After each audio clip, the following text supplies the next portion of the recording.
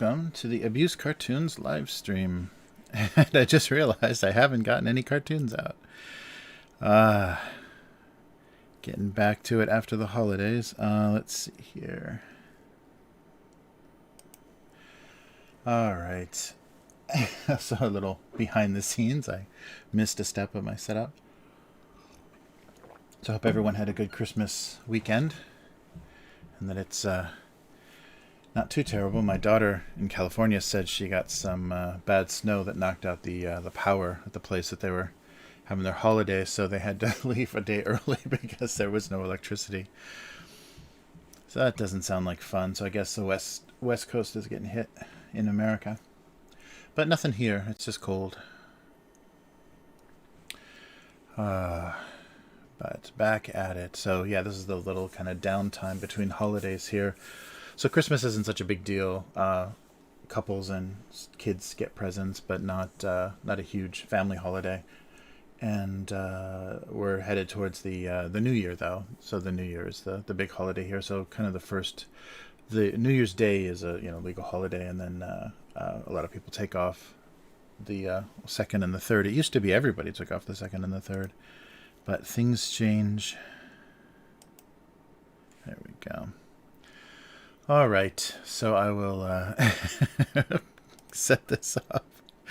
I thought I had everything going good. All right, so I've got one for the 30th this week. And then the next one won't be until, I think, the 4th. Double check the calendar so I don't make a mistake. Yeah, the 4th. All right. Oh, maybe I'll edit this before I duplicate it. Yeah, looks like I'm already having memory problems on the computer. This should be fun. All right.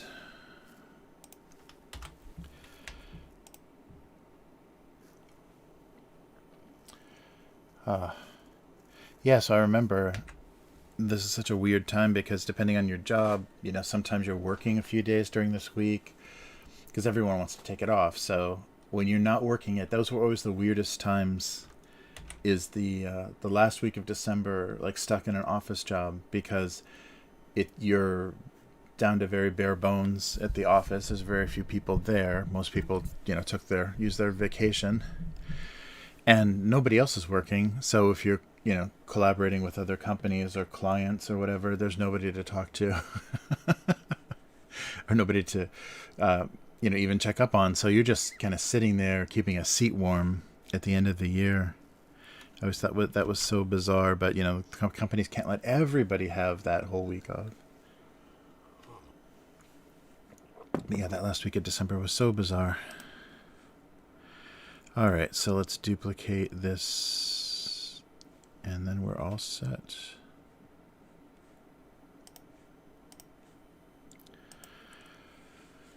Okay, so what did I say? The 4th, 0104. Oh, but it's 2022. Jeez. Yeah, that's crazy. The first cartoon of the new year will be the 4th.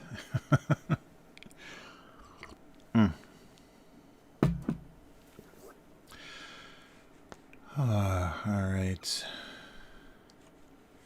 Okay, so there we go. That looks a little more normal, right? Instead of that. The Adobe starting screen, their default screen there. Let's see. All right. Let's see if we can get everything to work here. Maybe one more. There we go. All right.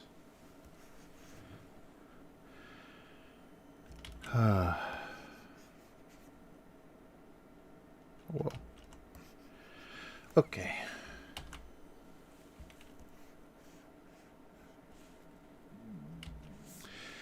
Great. So yeah, hope everyone is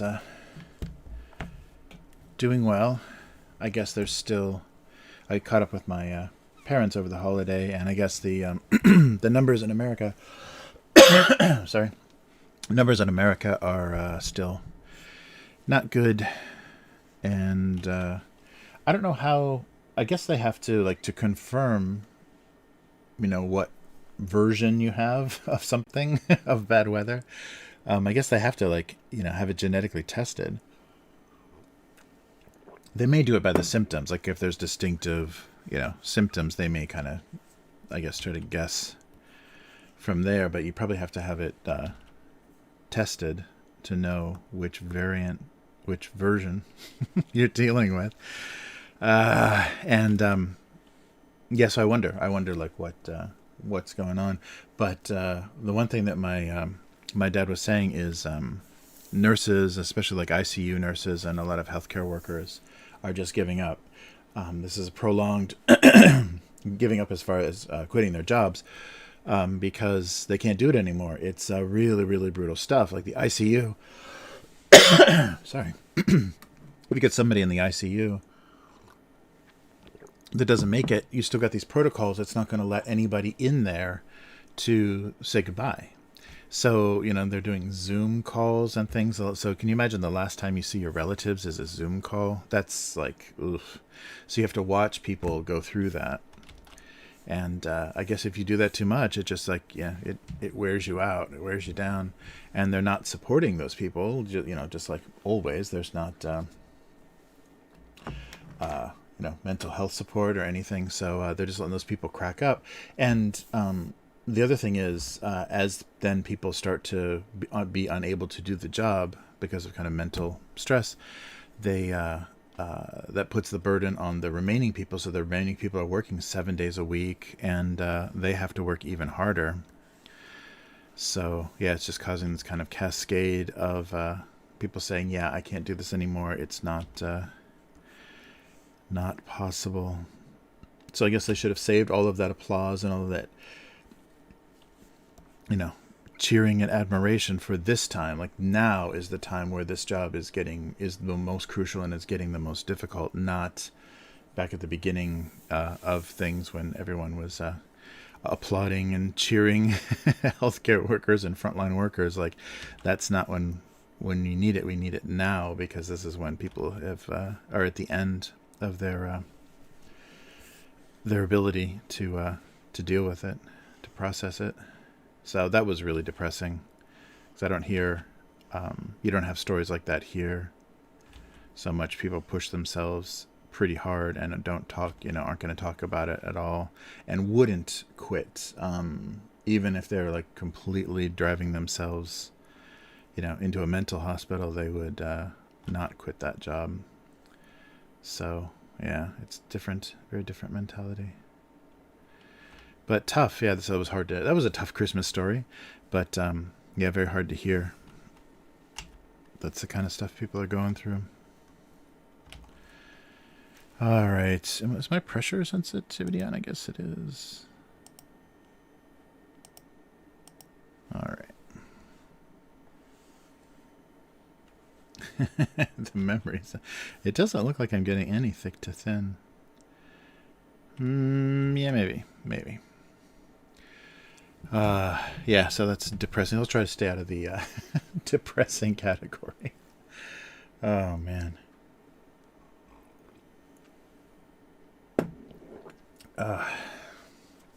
But whew. Yeah, so I'm not quite sure. I don't have any.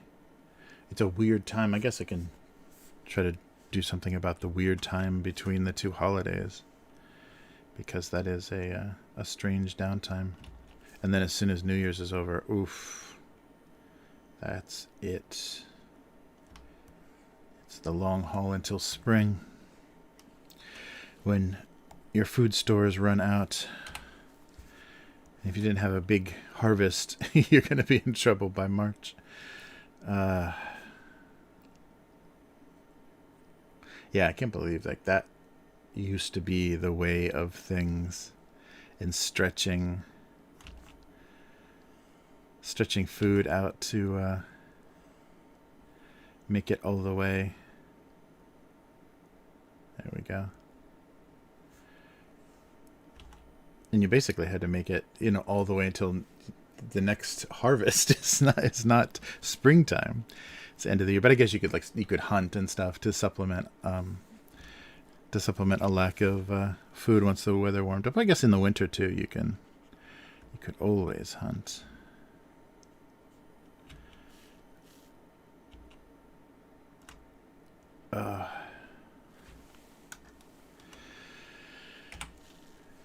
All right. Yeah, I guess I don't want to draw that close though, do I? So what are we doing here? Canned hams? What are we doing? Yeah, this was always kind of the fun. I remember like being a kid and or even like university student and coming back. This is the time when you're going between relatives' houses for like delayed Christmas. So like the 26th, 27th, 28th is all the other relatives, like the little bit more distant relatives, aunts and uncles and cousins and things. And that was always fun to hang out with people you mostly just saw at holidays because you all went to like different schools or different parts of the country. And it was always when as soon as there were game consoles, though, that was always where everybody of a certain age was. You could find all the kids. Oops. How did I do that? In one part. How did I do that? Oh, I'm getting a weird... Oh, boy. Getting a weird memory thing.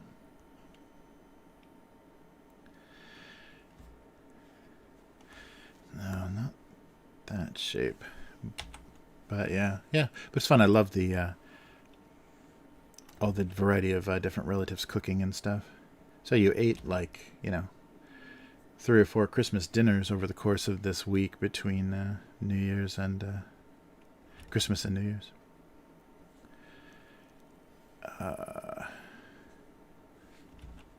Yeah, like Chris and I were talking on the weekly. The depressing part is basically on Christmas Day they start taking down Christmas decorations because what's going on here? They have to clear the way, for the bigger holiday. So it's so funny. They're like, yeah, Christmas, and it's over very quick. I guess I'm not going to draw a ham or a canned ham. I don't know what shape. It's like a big round, like a fat triangle, right? I'm not drawing that very well. But yeah, so that's a very strange feeling here. But the most of the decorations are kind of half-assed. I even noticed that though in the U.S. a lot of the video I saw and people doing things about shopping malls and stuff. The Christmas decorations, because the crowds are so much less, the amount of shoppers is so much less. The decorating is a lot less. Especially in just like the suburban mall, department stores and things. There's no big pressure. And maybe they're understaffed as well. They may not even do that staffing up that they do, the temporary seasonal staffing that they do, because it's not necessary. They probably just have to do that at the warehouses for the online. Oh, that's so depressing. Ugh. Yeah, I never did that. I applied a couple of times, not seasonal, but as for retail. But I never really worked retail.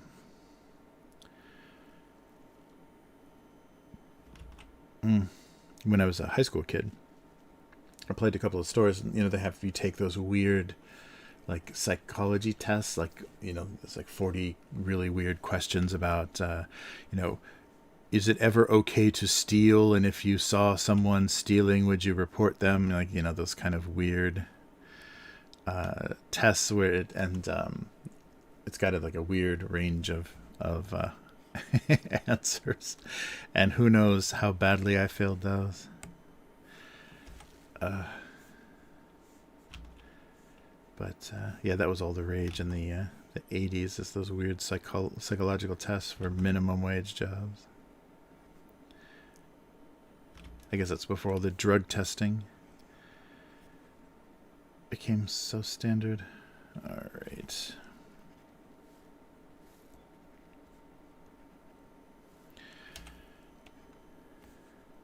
Yeah, so how does that work?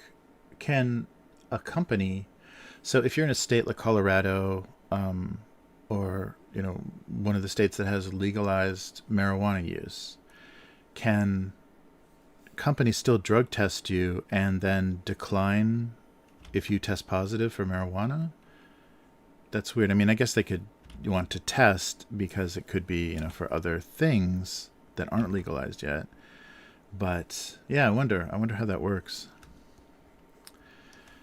It's strange that they have to adjust. Things are acting a little strange. I got everything is closed, so I don't know what's going on. Oh, hey, K5, how's it going? Unknown girl, nice. Yeah, I hope you had a good Christmas. Oh no, KFC was closed on Christmas Day. That's blasphemy. What would our Lord and Savior say? That's funny. Uh, wow.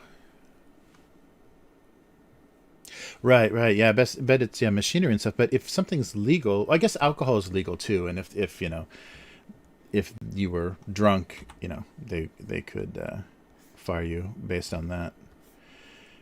So I guess I answered my own question because there are legal substances already that you can't be using at work. So yeah, and I guess each job, like train driving subway trains and stuff, it probably has different requirements. But that's just funny that because I think drug testing for, I don't know, I kind of remember it becoming super like ubiquitous, like everybody was drug testing.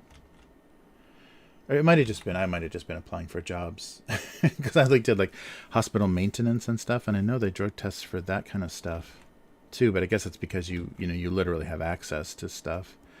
They want to make sure you're not getting the job so you can steal the keys for the pharmacy.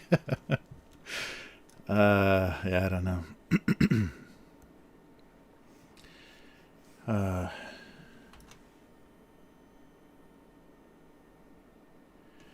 all right. Yeah, there was a really bad fire here right before the Christmas holiday. And there was a mental clinic, and they showed photos of the inside of it. And so there's a lot of stigma about therapy and mental health in Japan because and I think most of Asia has the same attitude. It may be changing in some parts, but in Japan it's still you can fix yourself. You just need to think right. You just need to force of will make yourself better, think better, and probably that's why the suicide rate is so high. Because people are under a lot of pressure and they don't address any of the stress they're dealing with, and then it just gets to be too much. But there's this clinic, and I forget the way that they phrase it, but it was a clinic that was a little bit more acceptable because it's not a like a talk therapy, or they don't prescribe a lot of drugs. It's more of a behavioral therapy, and the the therapy rooms look more like just offices, like meeting rooms and offices with like a whiteboard and just like plastic chairs and stuff. It's not comfortable. It's not even medical looking. And so they do a lot of exercises and little games and stuff to try to test your thinking, and kind of your state, and help you kind of adjust, like come up with ways to adjust your behavior to hopefully help your mental state. And it's called something else. They call it something else here. It's like I guess the equivalent would be like exercise therapy or therapy laboratory or something that's a little bit more that sounds a little less scary to Japanese people. So they had patients, and one of the older patients, I think in his early 60s, brought in some sort of bag that had like a can of fuel in it, and then he brought also the I think it was mistranslated, but I think it was the gas bomb. So they call them gas bombs, these little aerosol cans that you use. I think they're just propane, butane, for the little tabletop gas heaters. They're just these little cans, but you can set them off very easily. You can break the tops of them off and set them off and make a little gas jet out of them. And so he brought some of those and a bag full of some kind of fuel, probably kerosene or something, and lit that in the clinic full of patients, and then walked back to one of the therapy rooms and ignited the gas canisters. And so he died, and the manager of the clinic died, and several patients. The number was pretty substantial of people. And because it was one of those very tall, it was a fourth floor in one of those tall, narrow Japanese buildings that really doesn't have any sort of fire escape. You literally just have the door, and the one door in the stairs, or the elevator access, and there's no other way out of these offices in the most cases. So very very scary. So it just reinforces the idea that that people that need therapy are dangerous. And so it was really sad. I was sad to see that, because they keep having a very bad image for supporting mental health and things here. So so it's just one more thing to reinforce among people.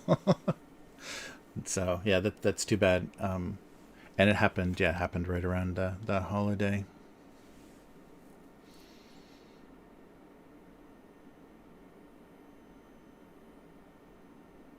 Yeah, I would think that there would be a much more security, for things like that. But maybe they allow you to have personal bags in the like the waiting room or the lobby, and then he just against the rules took those canisters back to the meeting room.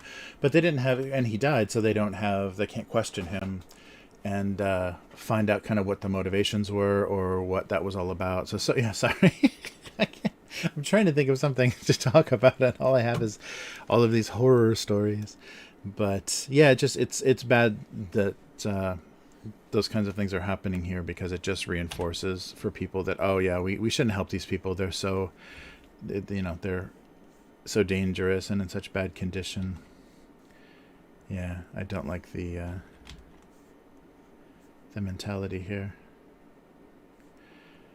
And the other one that I've heard multiple times is that the doctors are crazier than their patients. So a lot of the times doctors, therapists, have a difficult time even finding office space, because the building owners are just afraid of the effect it will have on the other tenants, the other people living there, if they see crazy people going in and out. There's so much stigma. I'm not getting any kind of, I guess I am. I'm just not drawing very well. So it's very odd, that weird relationship. But that really does explain, the suicide rate, because no one gets treatment. And I guess I was talking to the pharmacology professor, and the even the drugs they do have here for depression are pretty mild. They don't have any of that. I mean, America has crazy, make you completely give you hallucinations, basically, the strength of some of those drugs, and especially if you suddenly get off of them, suddenly stop taking things. But they don't have anything that strong here. So it means that maybe not too much detail. It means even if you have problems, you may not be able to have any sort of drug solution, because they don't approve a lot of it. And it just probably has to do with the priority, too, because I'm sure the people that are approving it are of the mind that, you shouldn't need that, so why do we have it? But talking to the drug rep, the saleswoman, she said that allergy medicine and depression medicine are the number 1 and 2 in Japan. So it's needed, and it's taken by a lot of people. It's just not talked about, and that's a funny thing. Just like plastic surgery here, it exists, but people just don't talk about it. Unlike other countries, like Korea is pretty open about plastic surgery. and it's kind of a social requirement. It's one of those weird things that so many people have it, and companies are allowed to hire you based on your looks. So if you don't have surgery and you're competing with a bunch of people that have, and especially like cosmetic surgery in your 20s or even 30s has a huge effect. Like it's very effective and you heal well from it and everything. So if you're not doing it, then you're going to not be able to compete. You're not going to, be competitive. So the pressure of having plastic surgery is insane, because you're basically just choosing to be unsuccessful in a weird way in certain cultures. That always freaks me out. To have something become that normalized that's so unnatural. But so it exists here, but nobody will talk about it. Oh yeah. So medication and shock therapy. Yeah. Oh, that's good. Yeah, it's surprising, and everyone's like situation and their biology is so unique that you never know what's going to help. And there's just I think the problem with the US is there's just too many drugs that have many more side effects than positive effects, and you may not even get to the positive effect before you're totally destroyed by side effects. So unwanted effects. So that's not good. That's a weird. I'm doing another one. Which of these is not like the other cartoon here? But it's difficult, and it's so much. That's the thing with depression and a lot of mental health is it's a lot of trial and error, because you have to have a good doctor to kind of be able to make some good kind of educated guesses. So you're trying things. You're not wasting your time. Because that's the hardest part, is because most of that stuff, it's like 3 weeks before anything has any effect, and then so you're well into it. Your brain is saturated with it before you even know if it's going to do anything or if it's going to cause really, really negative side effects. And I think, I would guess the number of medicated people, like so many people have, can rattle off their prescriptions or the things they're on or have been on. And of course, that's going to make a lot of people unable to have very normal kind of functioning, like appetite and sex drive and sleep and everything can all be so fucked up by by different substances that you'll never feel normal. You'll never have like, oh, this is, so you'll just have to, whatever weird broken like side effect riddled state you're in. I'm sure Big Pharma is gonna cancel this live stream any minute now, but it's you get on Ritalin or whatever. I don't even know if they prescribe that anymore, but you get on whatever doctors are willing to put kids on in the US nowadays. And if that, as you're even before your puberty and adolescence, if you're hitting all of that stuff and trying to figure out what is the normal state of your body, you're never going to find it. It's always going to be weird. And so, I think we see a lot of that on the internet. People that are just, they have no sense of like what you're supposed to, what's a normal state of mind, or what's a normal state of hunger, or, whatever, or productivity and stuff. That's a thing with, even like live streaming or doing YouTube or whatever, like the demands, like the time demands of something like that, and your desire to produce or to satisfy like an audience's need for content or need for hours or whatever. You can get yourself into some pretty crazy situations. I'm sure that's why people love Adderall nowadays. I'm sure you can live stream. Those 24-hour live streams are nothing if you're on speed the whole time. I'm doing this all natural. I got a little caffeine. That's all I got, and that's why I do it so poorly. Yeah, it's really hard. Uh, yeah, I felt though so much that if you just get out of bad relationships and get good people around you, that it makes a big difference. Because I think your kind of your peer group or your friend group or kind of you're just basically your support group can do so much to help you, kind of reduce stress and normalize, and also just talking with people. If you're all young parents or you're all in a same kind of like work situation or financial situation, to hear someone else's like difficulties and circumstances and stressors really helps to put your own stuff in perspective, because all you've got is your own, like your little star of your own movie, and so you think everything is so bleak and so difficult, or it gives you a really skewed perspective.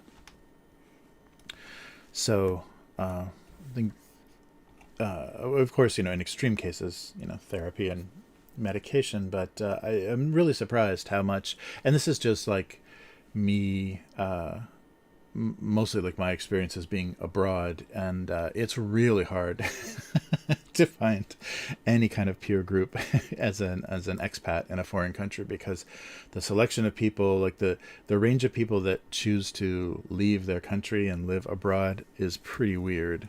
So it took a while to find anybody that I could relate to at all, because a lot of people's reasons for being here are so suspect that it gets a little dicey. But yeah, it's difficult. So, but I think bad friendships and bad marriages are definitely, donut holes are bigger than that. Are definitely big causes of keeping you in situations you wouldn't normally tolerate. I've just recently, I feel like I've recently drawn donuts. Oh well. It was a couple weeks ago at least. Hey Sedona, how's it going? Uh, yeah, Christmas was good. It was so relaxing, and this was one of the first Christmases that I seriously wasn't kind of blue. I think I did a good job of distracting myself. So I had a big video that I wanted to finish, and so that week coming up to Christmas, I was really busy finishing the production on the video, so I wasn't like thinking about what I was missing out on or what I wasn't doing, or whatever. Because Christmas is such a small holiday here, being here during that holiday time is really depressing, because there's just nothing like there's I hate like office birthday parties. So every holiday in a country that doesn't have that religion, that doesn't celebrate that tradition, that doesn't have that event, feels like an office birthday party. It's like just the half-assed, shitty version of it, and it just reminds you of how much you're not around people that care about you. So yeah, it definitely, Christmas is the office birthday parties of holidays in Japan. So that feeling every year was really hard. I would really like miss family, and because it was always a way to kind of reconnect with people, because you're just kind of forced to see everybody when you're a student. And as that goes away, but yeah, for this year I was really happy that it wasn't so brutal. Oh no. So then I had family drama that wasn't invited, of course. uh, nice. Oh, K5 got to take it easy. Not a damn thing. That sounds perfect. Yeah, I guess I'm really curious how that is going, because there's so much talk, as especially online, about surviving Thanksgiving with your family and everything, because someone's going to bring up some political issue or whatever you don't agree with. Is this just aimed at like militant university students? I don't know, but the yeah, that whole thing. I really wonder if there's anyone in my family that's kind of a shit starter that's just waiting to quote Fox News at somebody or whatever. Yeah, I don't know. Yeah, my father said before, and I think this is like this is an epidemic in America.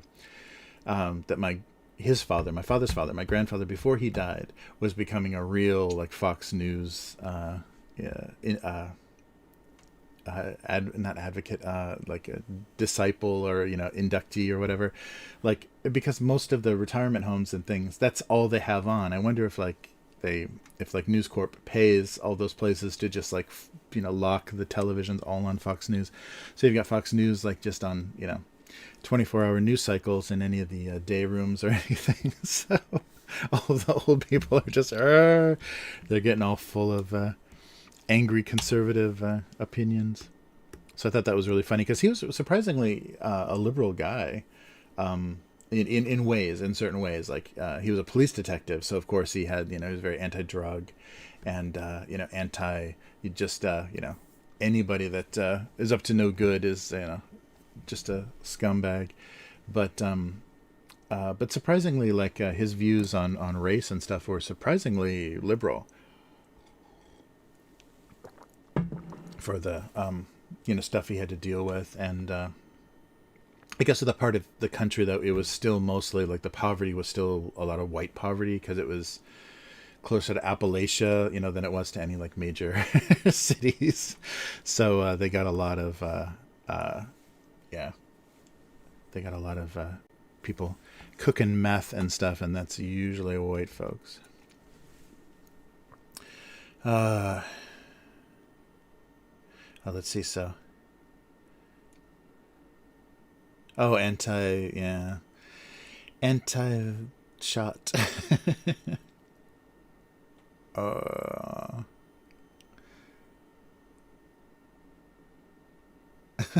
Jeez. Oh, that sounds like fun. Oh,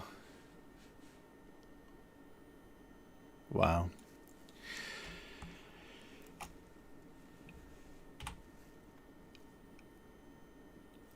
That sounds difficult.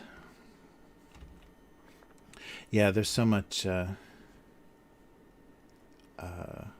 anger and kind of bad information about getting shots in the U.S. So it's making people have pretty strong and strange beliefs. The only thing that I'm worried about is how young they're going to go with vaccines. I don't shouldn't say that word, with shots. How young they're going to give shots to kids, because yeah, I don't know. That's pretty fucked up if they haven't been through puberty yet. I think you should like physically be as close to adult as possible when we don't have any idea. And it's just the fact, like, I don't have any weird conspiracy thinking or anything, but it's just the fact that the companies that made this very new style of medicine are completely protected against any effects. Like, so that's a really weird situation to be in, that there's no recourse if something goes horribly wrong. Yeah, you're not going to have any ability to be compensated or protected against any of the outcome of that. And as people are having smaller and smaller families, your one kid gets wrecked and can't have kids or whatever. That's pretty devastating for your family. Anyhow, God, this is terrible. What's going on? I thought I was mostly up.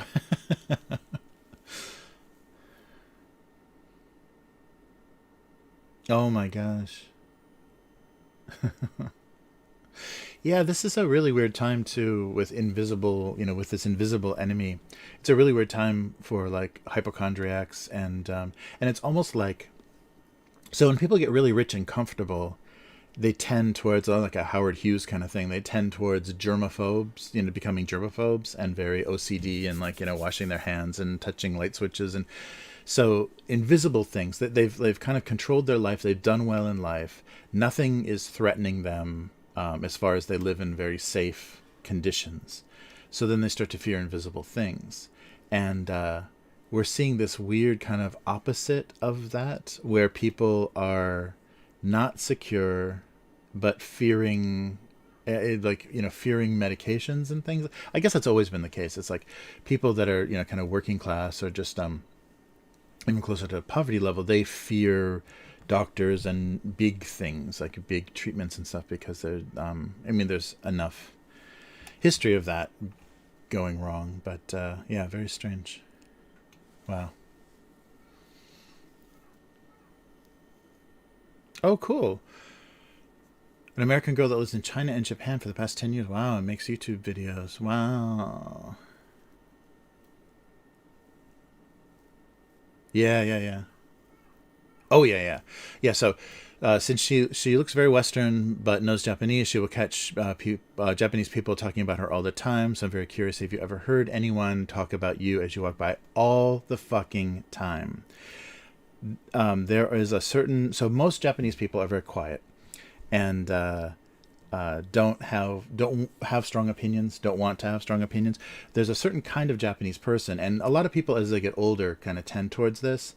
If they think something, they say it. And so, and even amongst other Japanese people, if you're unusually tall for a Japanese person or unusually fat for a Japanese person, sometimes someone will just see you and say, wow, you're fat. And just like naturally, and they're not like trying to insult you or being rude. They just like have this like automatic observation kind of response. And so they see someone that's ugly, they see someone that's fat. And it's very strange because in this like super polite culture, I don't know what causes that, but there are some people, and it's usually like older women are really bad at it. But old men, can do it too. But then there are young people and stuff that have that automatic thing. And always, if they suspect that they can get away with it, they'll try it. They'll always talk about you. And it's always like for some Japanese people, like the places where foreigners are not good places. They're either interesting places and very international or global, or they're not good places. So you hear comments about that all the time too. It's like, oh, I'm surprised to see gaijin people here, or of course there's a foreigner here. So you hear gaijin a lot, the word a lot, which just means foreigner. But a lot of the times in the minds, in the Japanese people's minds, it means like Western European looking person. But yeah, no, there's not much point. I mean, like when guys will say something, like young guys say something direct, I'll usually respond to them to just let them know that I can understand what they're saying, and they're not being very clever. But I don't. For people that just have that weird automatic response, it's not worth, because they will be very embarrassed that you notice that they did that. Yeah. So it's not like if an American person did that, they're doing it for a very specific reason, either to kind of dominate you or to put you in your place, or to kind of like have some sort of social control. And I don't think it's that same kind of thing. There's just a really weird tendency here that some people have, where they just automatically say the thing they think. I don't know what that is. Yeah.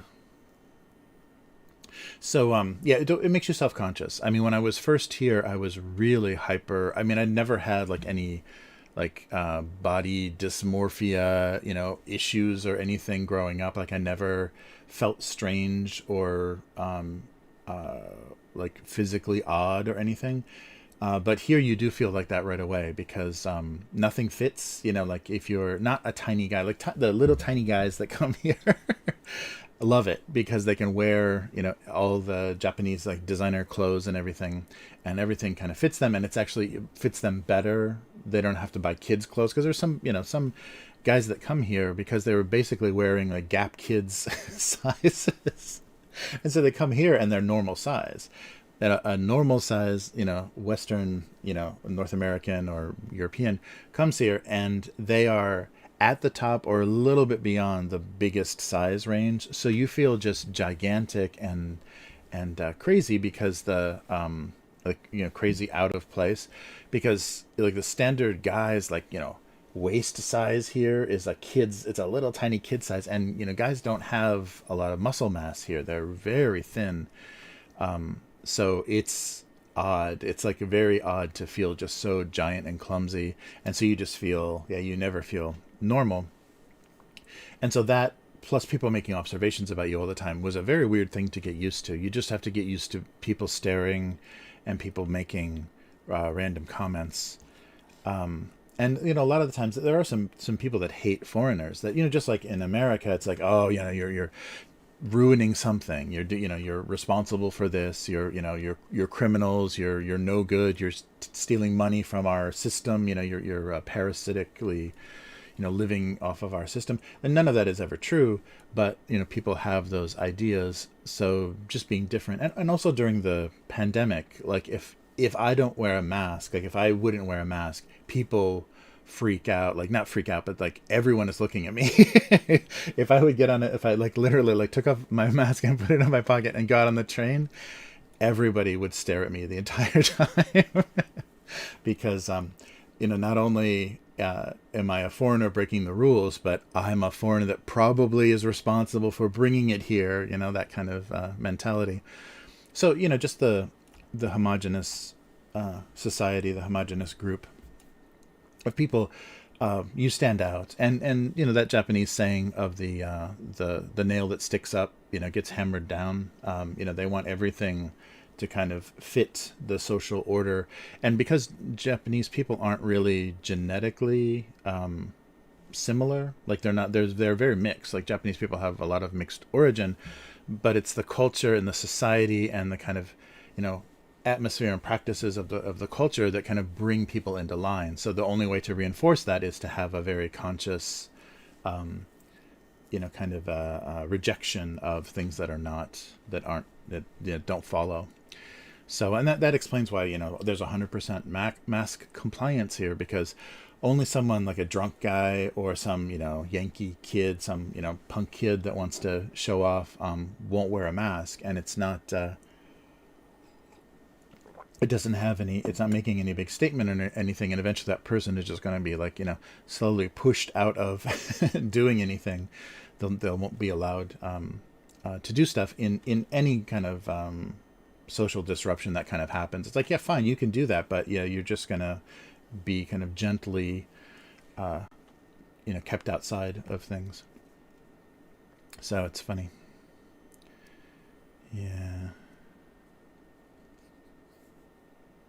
Yeah, but it's funny.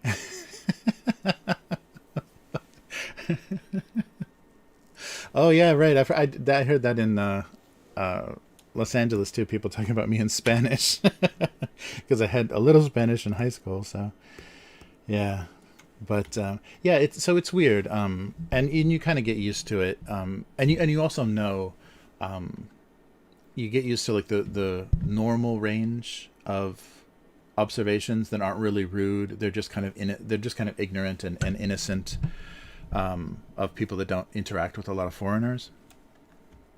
Because a lot of people come into not now, not in current times, but previously, people come into the big city from their little small town, and they don't see any foreigners in their little towns, and so they come to the city. And it's like, whoa, look at this! There's this whole restaurant is full of foreigners. Whoa, how strange!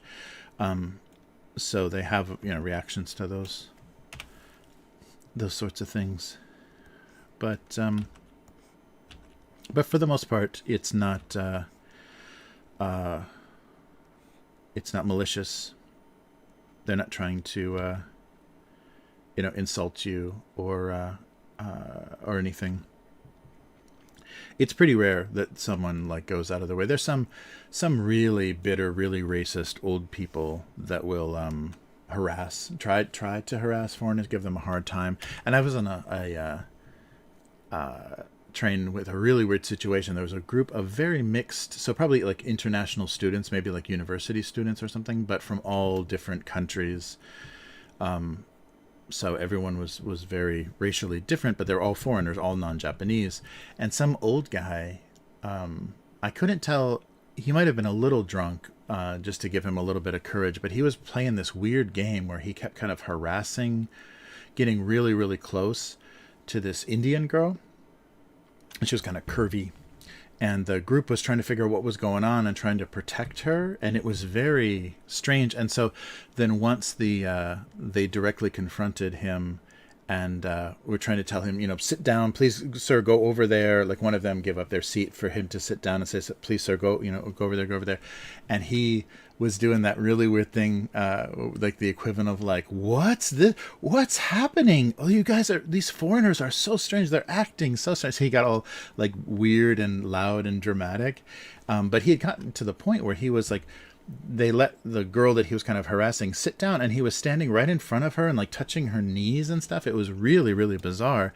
And I guess he knew he could just like sizing them up, knew that they weren't going to, be able to handle that kind of aggressive behavior very well. So he just got away with a lot of like really weird harassment. And I was just waiting for the and they weren't smart enough to just get the train because the train staff is usually pretty good at handling this stuff. The guy obviously knew what he was doing, though. The old man knew how to harass people and get away with it, so it might not have been that successful. But it was an interesting situation. The guy trying to take advantage of some foreign students. All right, I'm doing these little like setups here that don't really have much narrative built in.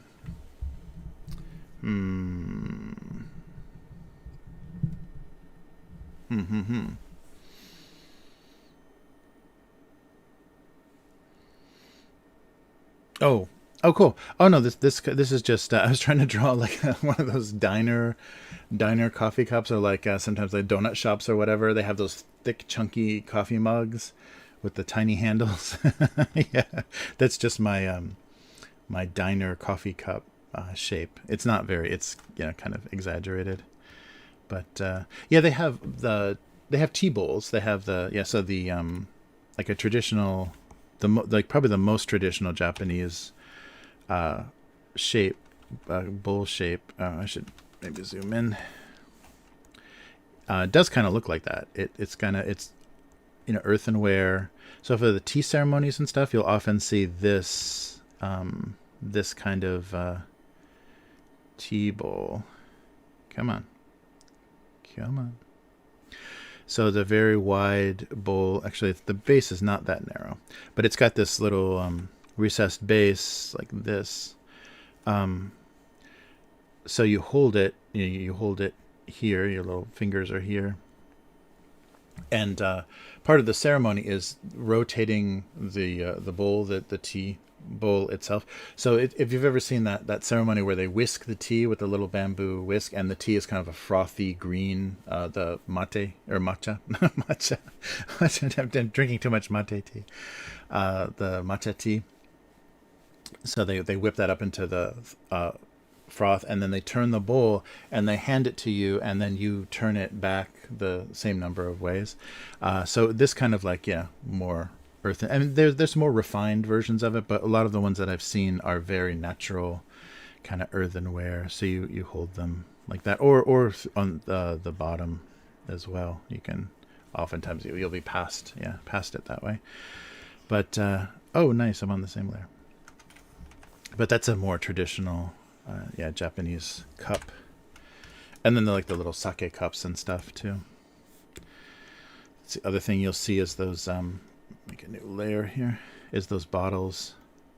That look like kind of like weird milk bottles. They have that weird little neck like this. So those are usually like earthenware, like they have some texture to them, and then the little cups. So you just do these little shots of sake. Yeah, so you can get these pretty easily, just about anywhere. So you can heat this up. So you can heat this up in hot water, and then serve it. So heat it up in a little pan of water, and then serve it warm. So that's good. That's good winter drinking. But yeah, for some reason, it's the little cups that you just pour. And I guess it's because the social kind of ritual of it is drinking many cups. So if they were big cups, you would just be annihilated pretty fast. So to enjoy the kind of drinking, and you don't, it's not quite like shots. You're not doing it like shots, because it's about wine strength. It's usually not very high alcohol, but I think it's the ritual of repeated drinking together.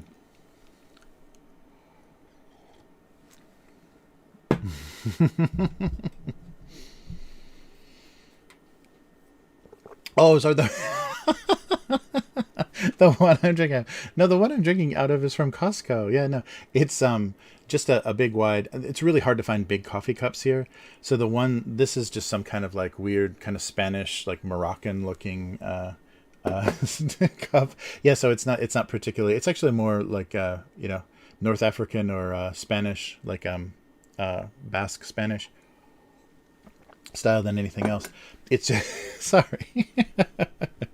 It's just I wanted a big cup, and you can't find big cups here, just like I was talking about. So I go on and on about everything. Yeah. So we have some traditional, and usually those are just for like special use and holiday use and stuff, because you don't want to break them. So the traditional kind of earthenware Japanese stuff we have is usually just for like dinner parties and holidays and stuff. So I just use kind of cheap stuff. So yeah, this is just cheapy Costco. So it was like a big set for like $10 or something crazy. So it's bigger than any of the kind of standard coffee cups they have here. So that's why. And I like coffee bowls and stuff. I like that French style coffee bowl, but these are nice. They have handles. So that's why that's why I was drawn to them. Yeah, nothing very Japanese. It's a very foreign pattern. But my wife likes that. She likes Spanish style. She lived in Spain during university time, and she likes the kind of Islamic influenced Spanish style that she saw there. So yeah, that was, for both of us, it was an attractive pattern and a good price. And you got too many of them, of course. All right. There's no story. I think I've already done a donut hole story anyhow. Yeah, there's not really any narrative. All right. Well, I can add something. Sorry about that. Don't ask me any questions. I'm desperate for something to talk about, so my answers are going to be verbose.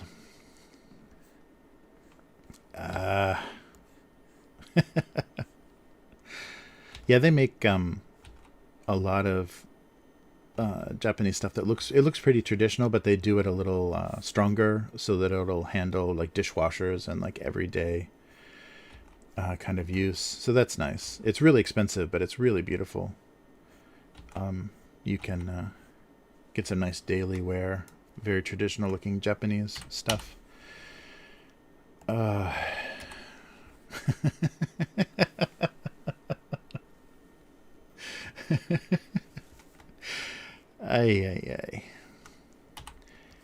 Yeah, that kept me from telling another depressing story, so that's good.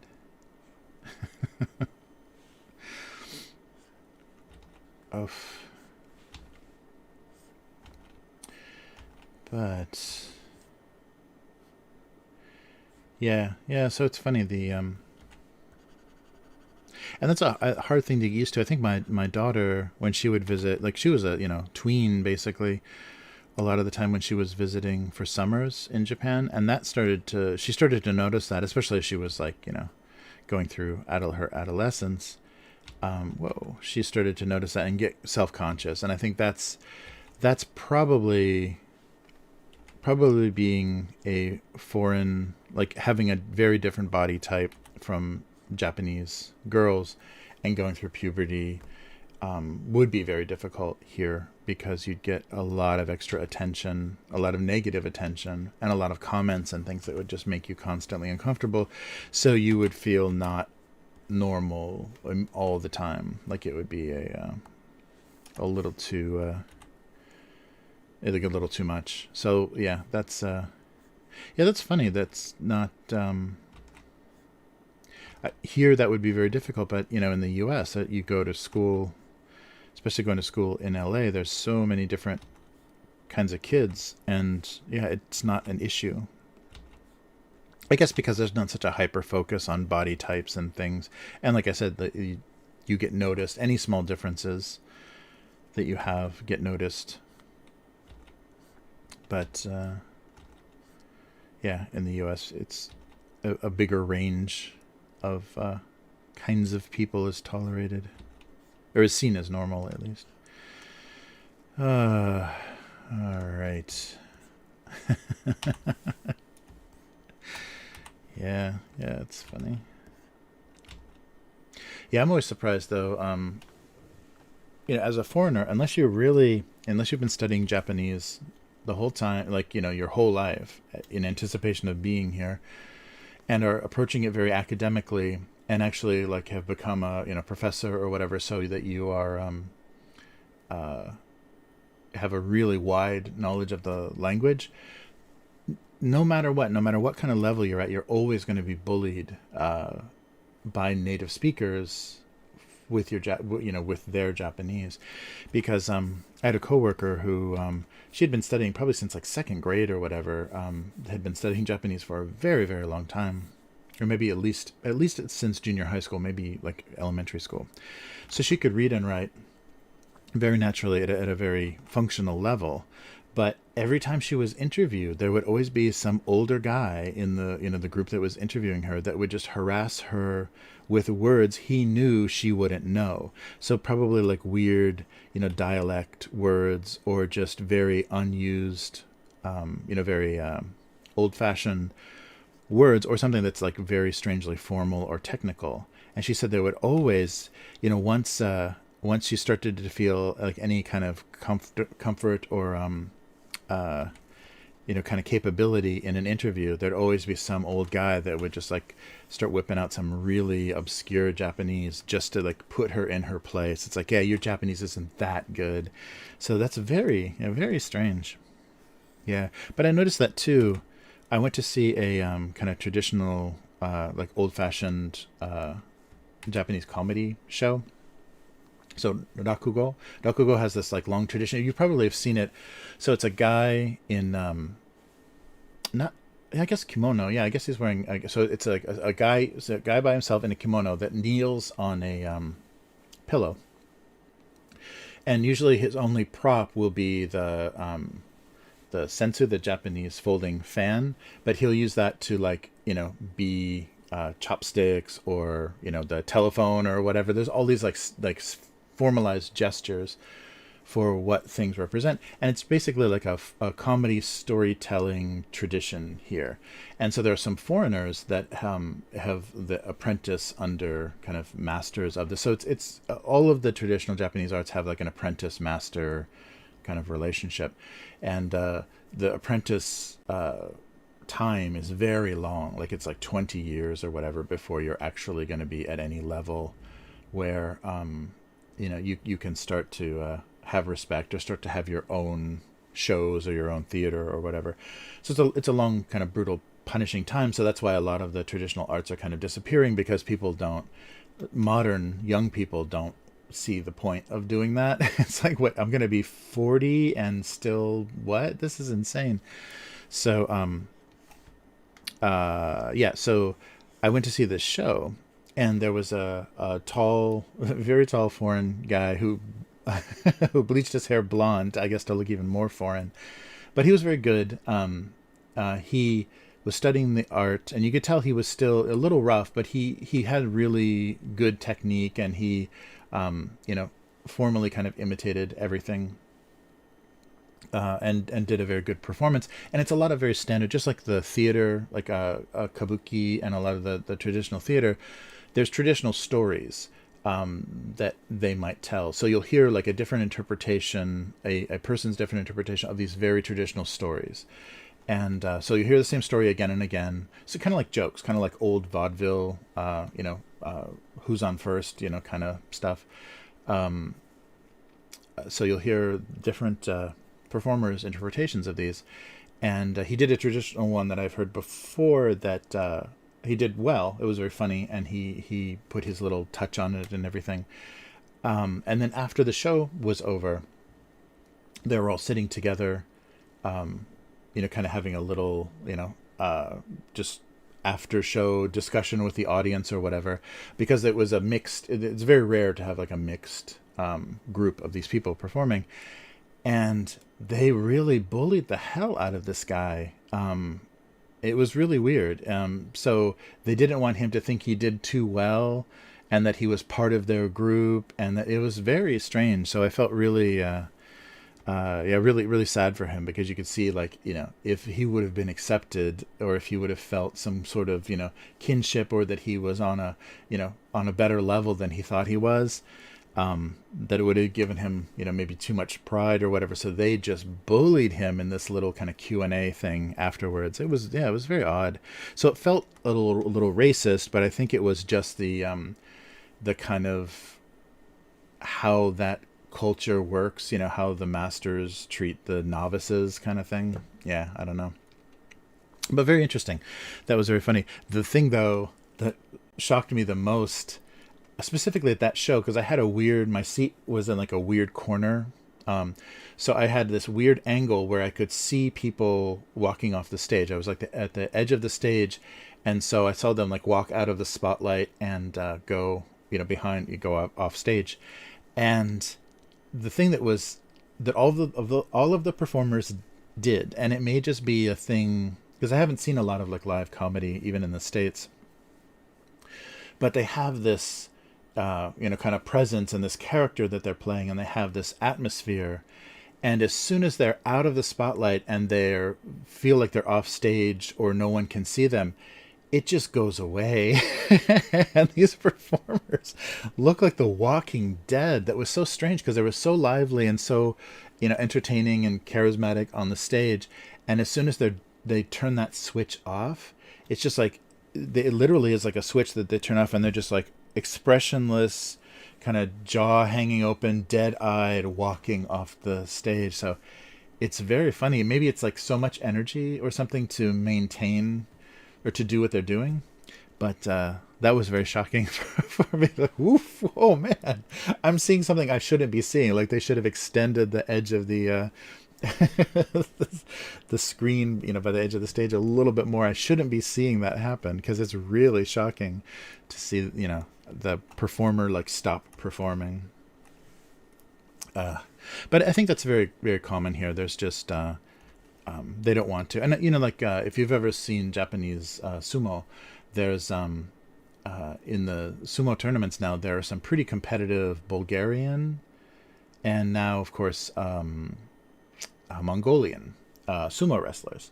And so it's like, okay, yeah, they do well, but they are foreigners. It's like they reluctantly acknowledge their ability or whatever, but it's they're still foreigners. So you feel that in the traditional stuff very much, but at the same time they accept foreigners, because otherwise the tradition is going to die. Like, there are going to be fewer and fewer people participating. So if they don't have interest from foreign people that are willing to uproot themselves, change their whole lifestyle, and come live to practice this traditional sport, it's just going to disappear, because there's not that many new Japanese people. So it's funny. It's just, it's just kind of gatekeeping. They do a real harsh style of gatekeeping on their traditional arts and things. And I guess at the same time too, that person that's in the position of like master suffered a lot. That's a problem with hazing traditions and things where there's a big price to be part of a group, is then you exact that price on the next generation always. So the way you treat them, just like domestic abuse or whatever. Hey, how thematic. But just like cycles of abuse, because of what you went through to kind of get jumped into a specific group or whatever, you're gonna want to do that, if not worse, to the next guy.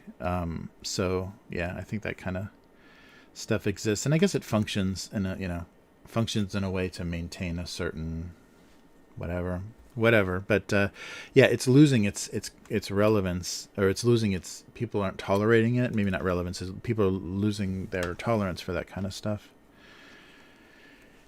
The price, I think, feels too big for some people now. So yeah, it's very odd. All right, let me double check.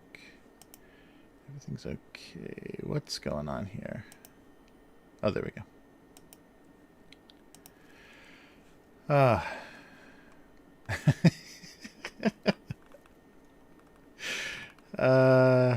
It's the worst. Hey, K5. Are you back? Oh, man.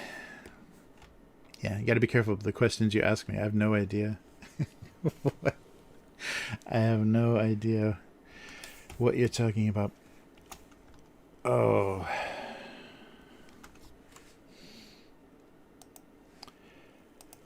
Oh, boy.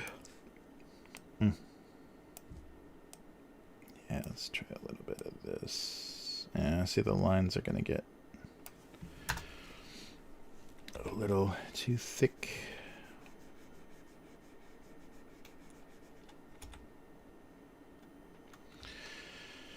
All right.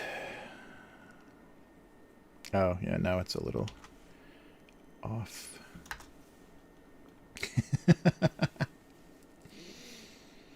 Clerks 3. Wow. Oh, cool. Oh, what's the is that on streaming, the documentary? Yeah, I'm curious. Yeah. Yeah, I mean, Kevin Smith has had a really fun career. I'm sure his kind of doing the story of his life would be pretty interesting, because he's and he's been interesting enough. He can just do those, a night with Kevin Smith and just talk, tell stories about stuff. But oh, that's cool. Clerks 3. Wow, that's funny. It's gonna, I mean, I guess those characters, if they lean into the fact that they're not young anymore, it could be fun. But I guess those characters, yeah, they would, like, literally in that situation hang out that long, so they would be in their 50s. It very well could be, if they weren't actually, if they weren't filmmakers and actors and not those real people. But characters like that would just, like, lean against a wall until they were in their 50s. Yeah, that's funny. Yeah, I'm curious what he's I don't know, though. After he got, it feels very different. And ever since I stopped listening to Smodcast, I felt that, yeah, he got a little, I think it was the because I really liked the, what was it, Cop Out or whatever, the Bruce Willis cop kind of comedy thing that he did, where he hated that whole situation and spoke out, about it after it was out, and then started doing his own, like, Red State and a bunch of, like, his independent stuff. I really liked that phase of him, because it was very anti-Hollywood and very, he was going back to kind of more independent roots. But the Fat Man on Batman and stuff he started doing started to feel like he became a little bit more of a corporate shill, like he was paying attention, to, I don't know. Yeah, I don't know what happened or what was going on. And maybe just because he was getting good writing work for comics or whatever, that he was just being more careful about what he said about things. But yeah, I don't know. Something happened. And then maybe after the heart surgery too. Oh, Clerk. Okay. Oh, nice.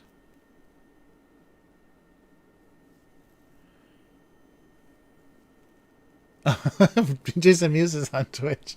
Oh, that's fun. Oh, man. That's great. Holy shit.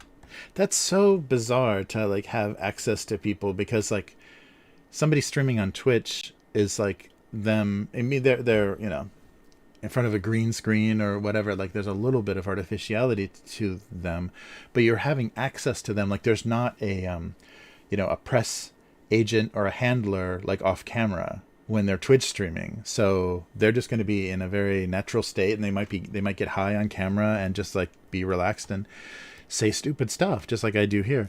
But they have like a reputation and a career and everything to maintain that they have to be aware of. And in this like age, that's really crazy. Like we have access, because there's a lot of comedians and people that I like that are doing Twitch streaming, and it's so weird to hear them not performing, just like in their natural, like, talking at a chat state, because it's very different. Like their guard is down, and they're performing a little bit, but it's much less. It's like in a low gear or whatever.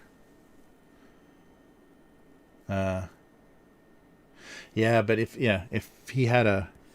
he did some hard living, that'll do it. And only Fortnite. Oh, that's funny. Yeah. Yeah, it's so funny to think. I mean, anytime I've been on Fortnite, it's like I'm just playing like a bunch of 12-year-old like Arab kids, right? That's all it's ever on. Anytime I've ever been on Fortnite. But yeah, you could actually be playing with yeah, that's really, really funny, the people that you could be online with.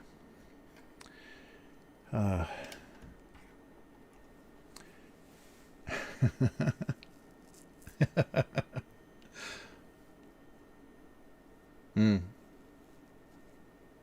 Yeah, I'm getting confused. I get Jason Mewes and the Jackass Steve-O. I get them kind of confused in my head about like their substance abuse problems and stuff. So I can't remember who was doing what. But yeah, I mean, enough enough years of hard living, and when you're not young anymore, it's gonna show. Oh.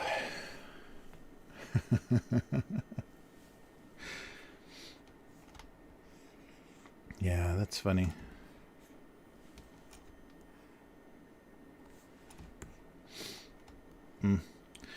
I don't know what any of this is. What's going on?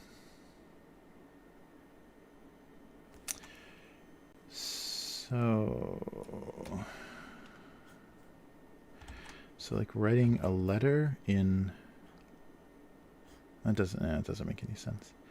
You'd write on a mirror if you're gonna write in like lipstick. Mm-hmm.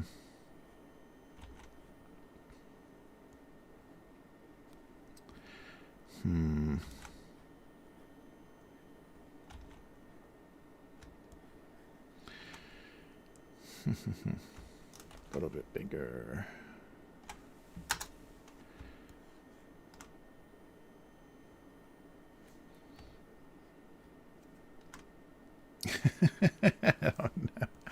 I don't know what's going on here. Yeah, I got to think of some sort of. Oh.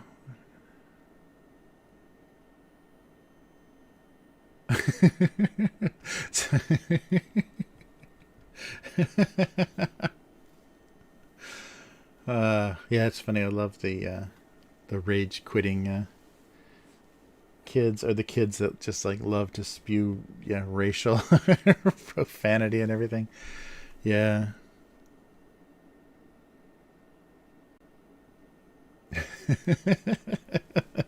Yeah, that's why I try to stay off of Fortnite, because I know it's not it's not where I belong.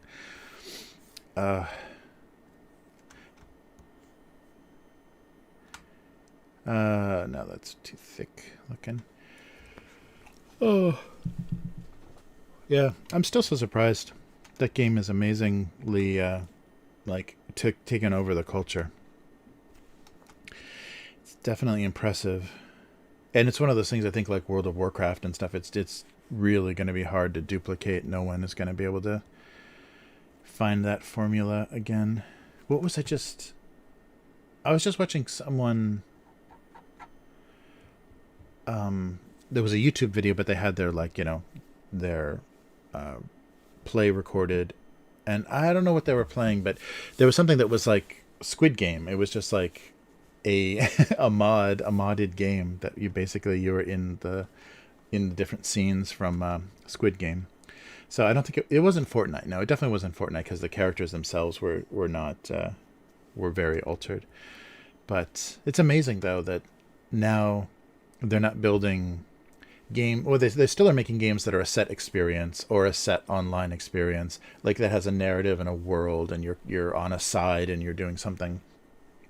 But then they also are building these toolboxes, like these sandboxes with these tool sets in them that let you, that either let mods on a higher level, like make certain things with, like the old, whatever the engine like Half-Life was running on, whatever that was called. But the newer stuff where like you can build stuff in the creative side of Fortnite and actually build levels and experiences for players. It's really crazy how like you can build a game that just builds games, like an AI creating AIs. So you can make a game that will spawn other games, and sometimes it's not. The experiences are just weird. But I think Fortnite hit a certain. They found a certain balance where the custom games and stuff can be creative enough and be satisfying enough that it can definitely take away from a lot of studio developed content and just let players develop content. That was the thing that first started with where they were really thinking. They didn't quite know what it was going to be, but with MySpace and then early Facebook, thinking that so we don't need to pay people to produce content. We just need to give people this social platform, and then they'll make content that then we can monetize and put ads on and stuff. And in the early days of that, they didn't quite understand how that was going to work and kind of how hard that would be to control. But I think now, both streaming and YouTube have a really good handle on letting people make content, and especially very low effort content like streaming, like live streaming. There's not a lot of production work. There's no editing. There's nothing that goes on, there's no post production. And a lot of YouTube stuff, there's very minimal post production. You can see that. But they're starting to like really figure out how to benefit from other people doing things, to just give them a platform and then just make money from them performing on this platform. And of course, sharing a little bit of what you're making off of them. But, they don't have to, and they're trying to find ways to not do that. But I remember the early days of that and how they didn't quite get it, because that's why I lost my job at Fox Interactive, because they bought MySpace and they said, why do we need to make content anymore? Because we're doing like interactive video and Flash animation. And so why do we need to pay this little studio to do this anymore? Let's just fire everybody and, just try to monetize all the stuff that's being uploaded to MySpace. Yeah, that was very depressing.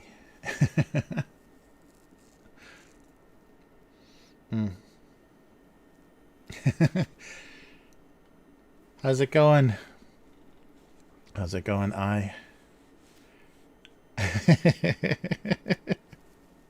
Depression and Skittles. Oh, that's a good combination, K5.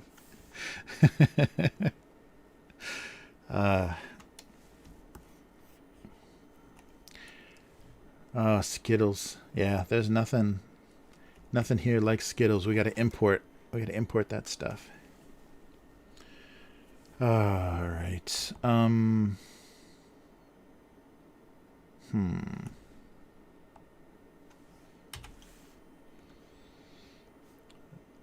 marker.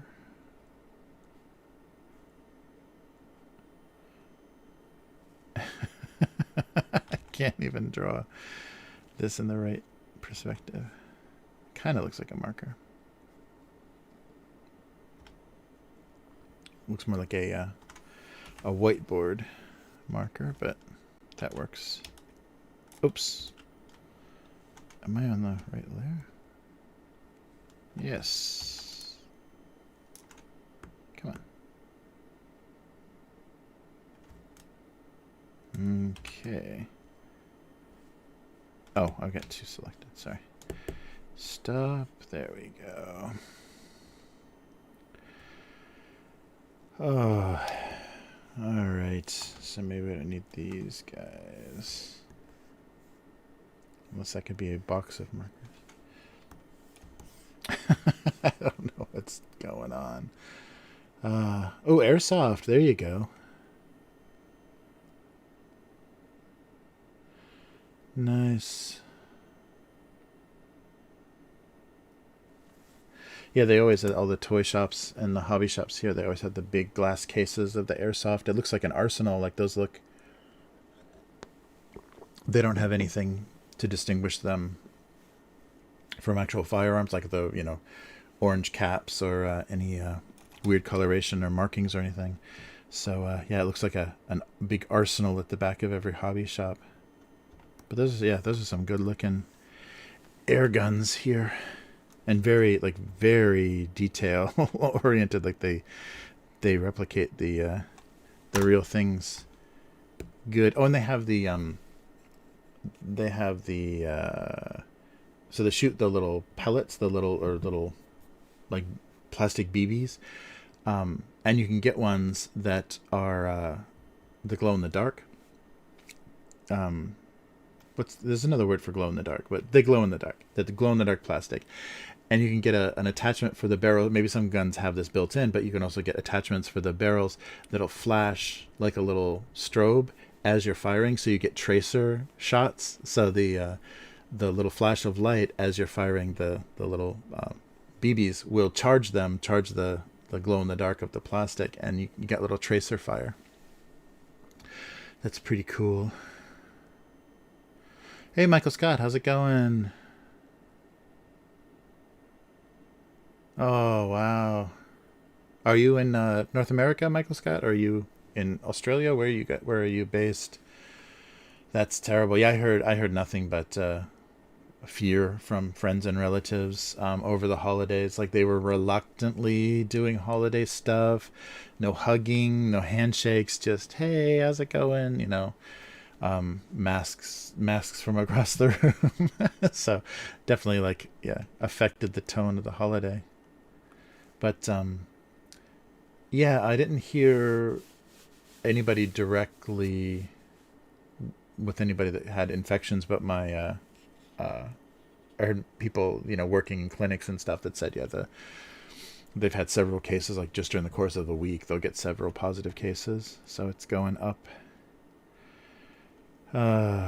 Let's see.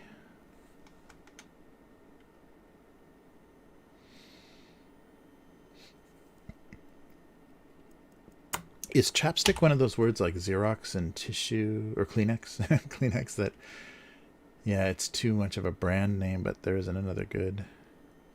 Lip balm? Lip gloss? What do you call chapstick? I mean, not chapstick.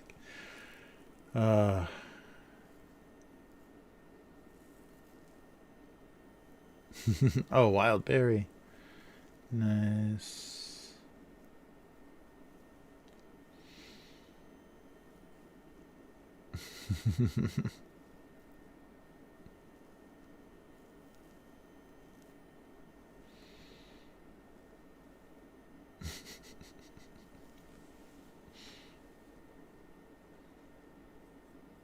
Oh, wow.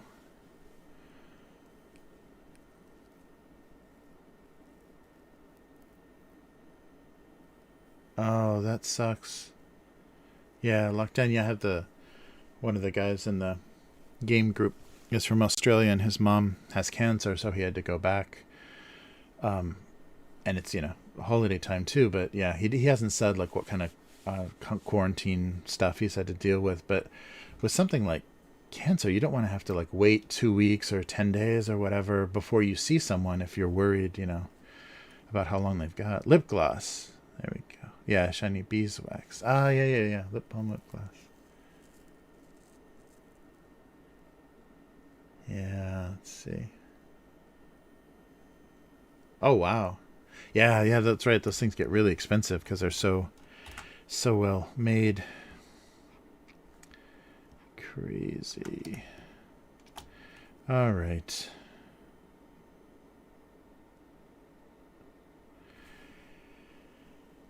Yeah, something about trying to write a letter and not having the right tools. This could almost be, if I just widened this could almost be glue stick. Oops. This could be glue stick as much as it could be anything else. Ah, come on.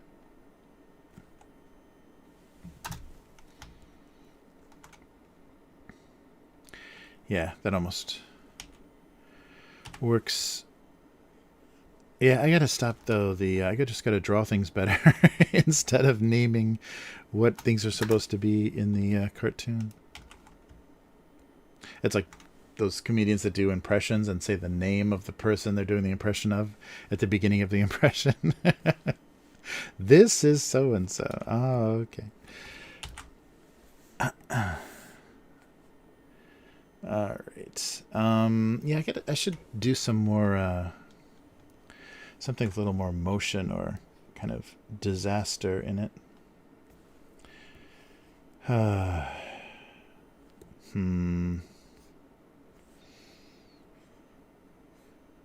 me fill this so I can put it in front of things.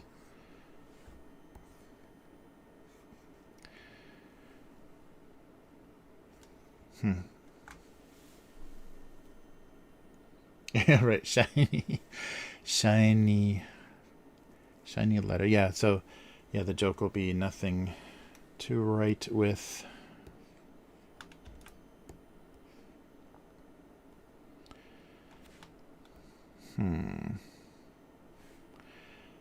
Stacking up donuts. Oh, oh man. Oh wow, AK. That's crazy. Yeah, they even have like surprising, like the few airsoft that I've held have like a surprising weight to them, not like the real thing, but yeah, they're definitely because anything I had one of those something tech. What were they called? Like water tech or army tech or something?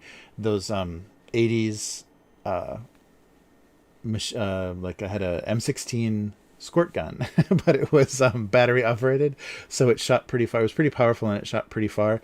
And you filled the clip, the reservoir up for the shot. The squirt gun was the actual clip itself, so that you could release the clip, fill it with water. I mean, so it didn't hold very much water, and but it had a little pump in it, so you just pulled the trigger, it held the trigger down, and just went g, so you didn't have to do any of the pumping action yourself.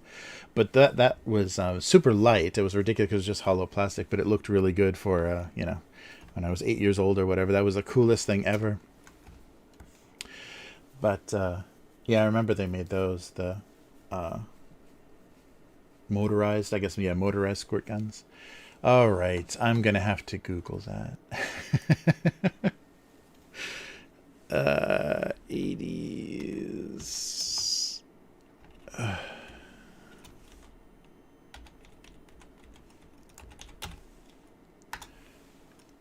Yeah, I just saw somebody did a like a retro toy thing about these.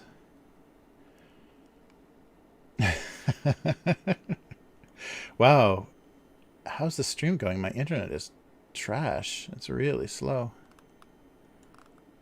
Yeah, Entertech. That's right. Entertech was the brand. Yeah, and this was right before like all the inner city kids or whatever were being gunned down for holding plastic guns or using plastic guns in holdups.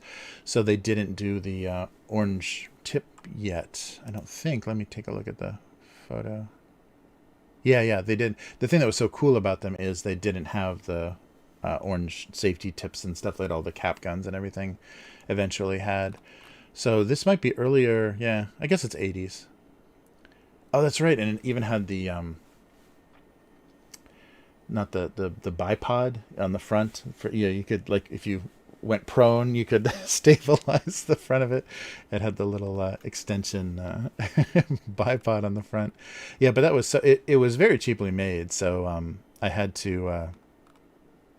Oh, there was a bigger. I didn't even know that they made a bigger reservoir clip for it, and it took a crazy amount of batteries. It took like 2 or 4 like D cells, D or C cells in the stock. So the stock was heavy because it was full of batteries, and it didn't. It ate the batteries up pretty fast. Okay, enough of that. Sorry. Reminiscing. Nice. Oh, that's cool.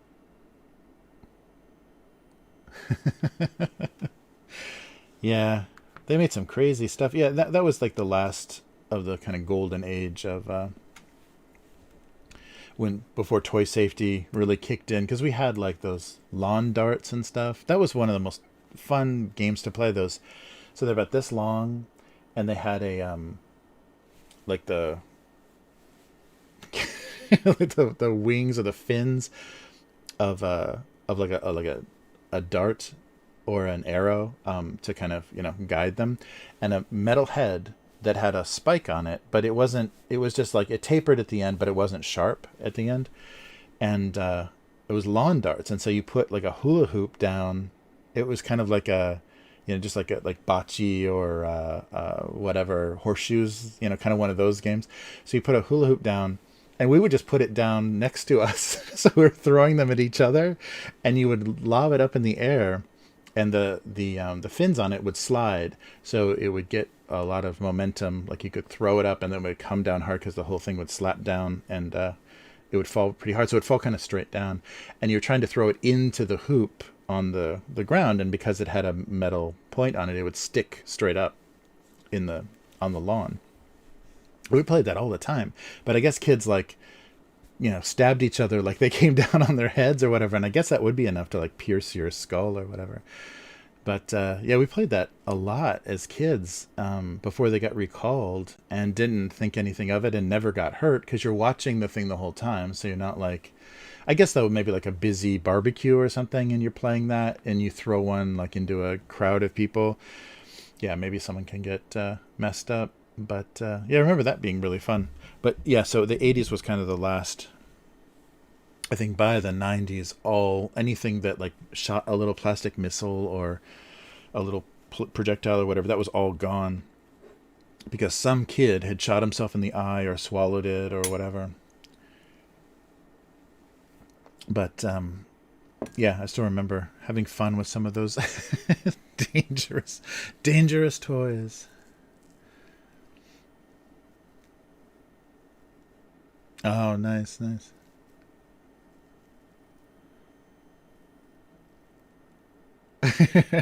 Yeah, yeah, they're pretty. I mean, you're throwing them though. They're probably coming down from like 30 feet in the air. So yeah, maybe it's a lot more. But they're not.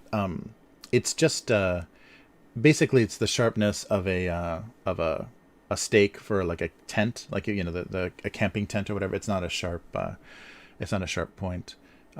But if it landed like right on the top of your head without you paying attention to it, it is metal, and it's coming. It's meant to come down pretty hard because that's why it has the kind of sliding tail. But yeah, yeah, that's crazy. They used to let us do a lot of, and like the bow and arrow and everything. I mean, you could really. That was a thing that was around forever. I think since the 50s, the kind of kids, practice bow and arrow, where you just like shoot into hay bales or put a paper target on against a tree or a shed or whatever. But yeah, you could definitely kill somebody with a bow. They had those little the practice tips were basically just a little metal covering over a wood a wood dowel. But yeah, you could definitely get enough pull on a kid's bow and arrow to do some damage. Yeah, it's funny. Like toys had to get idiot proof. Whoa, what's going on? Oh no, did I fill the hole? I did, and I filled the whole fucking thing somewhere here. Yeah. Damn. Sorry, let me just do this real quick. Yeah, nice job. Look at me with my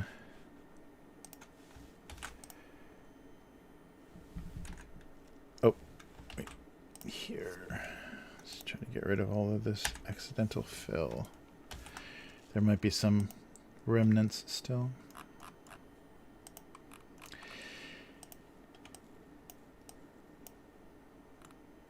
I've got a lot of empty layers. Jeez. All right. Oh, look at this.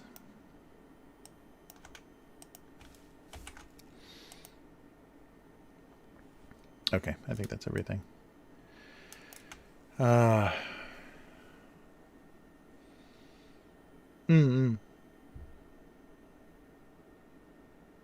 Oh yeah, definitely. And you can, well, I think the because the one we played with when I was a kid was my dad's, like from the '60s, so it was just like a regular, bow. It was like just a practice bow, but meant for kids.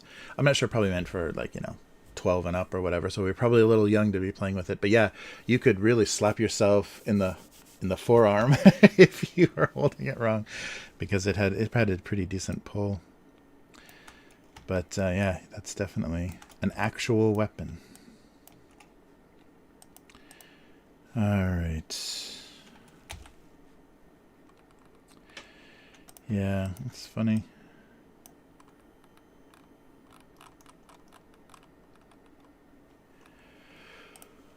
Oh.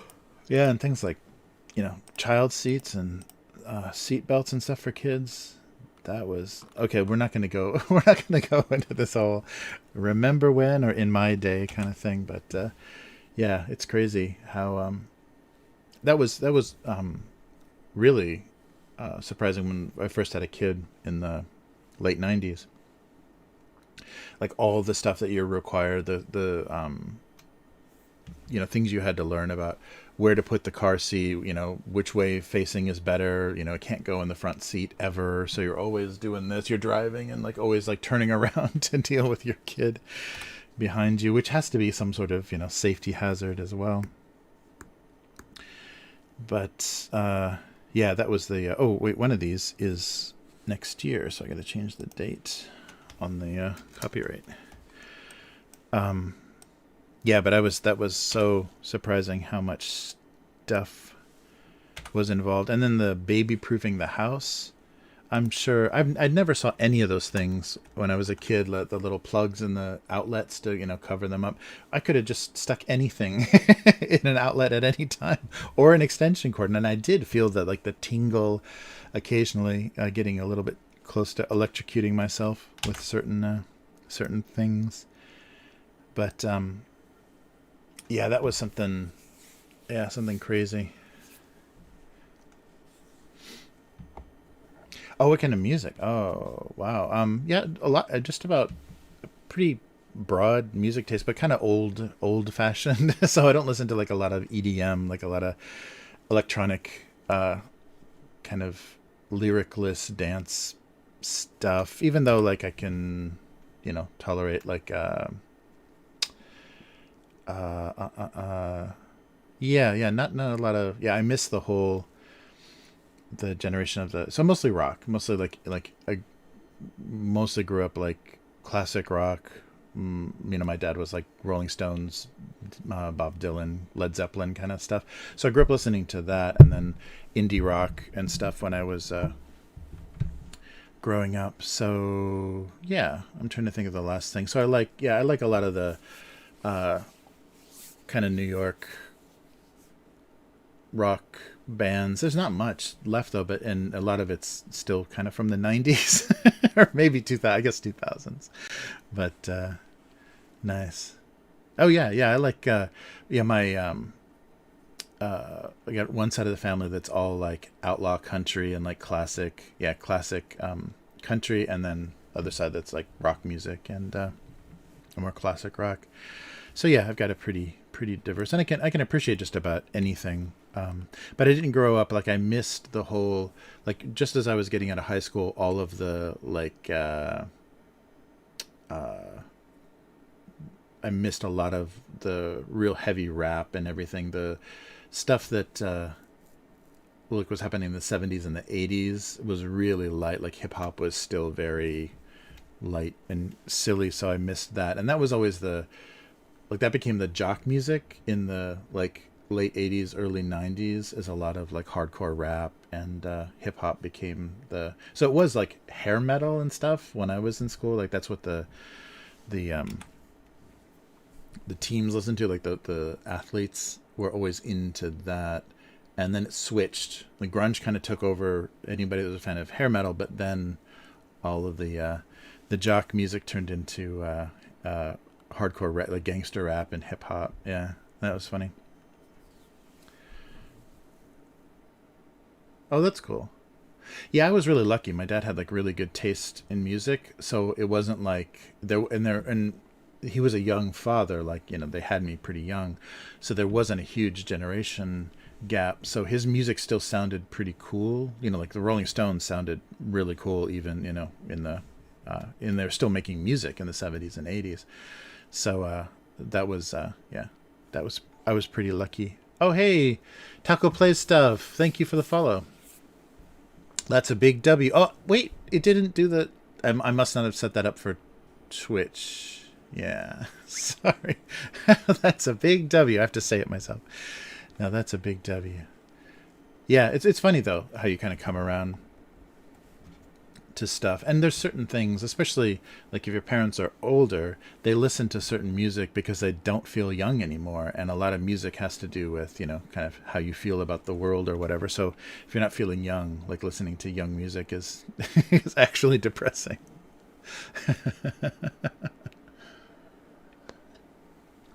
Thanks so much for the follow. But yeah, I have to. I could have sworn. So that must have been. Oh yeah, it was a. It's on Twitch, so maybe I fucked up on the alerts, and the follow is different than subscribe. Is that a thing? I don't know. Subscribers. Yeah, it should be the same. Let me see if it still saved. No, yeah, it should be there. Oh no, follow is different. Yeah, there isn't a. I just did subscribe. Bruh. I guess the graphic though is for everything. All right, but yeah. So I like. I'm trying to think of the last stuff that I was listening to. I could just probably find it right now on the music. Let's. Wow. Yeah, my computer's really slowing down.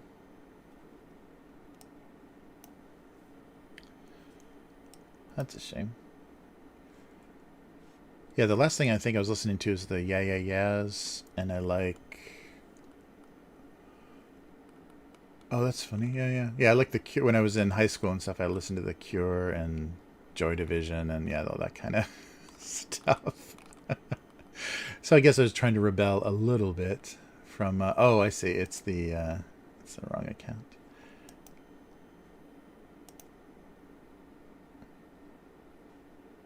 Yeah, I don't have a lot of. I like Social Distortion. I like the old.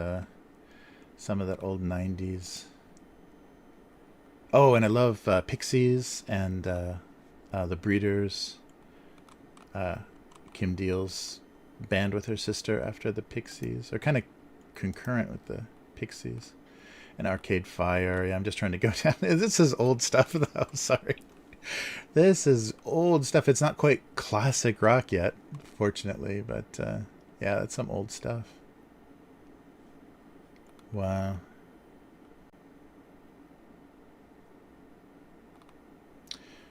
Yeah, but I really like there's a lot of good rock music still, but it just doesn't get any commercial attention. So yeah, that's too bad. Like the band we use, the um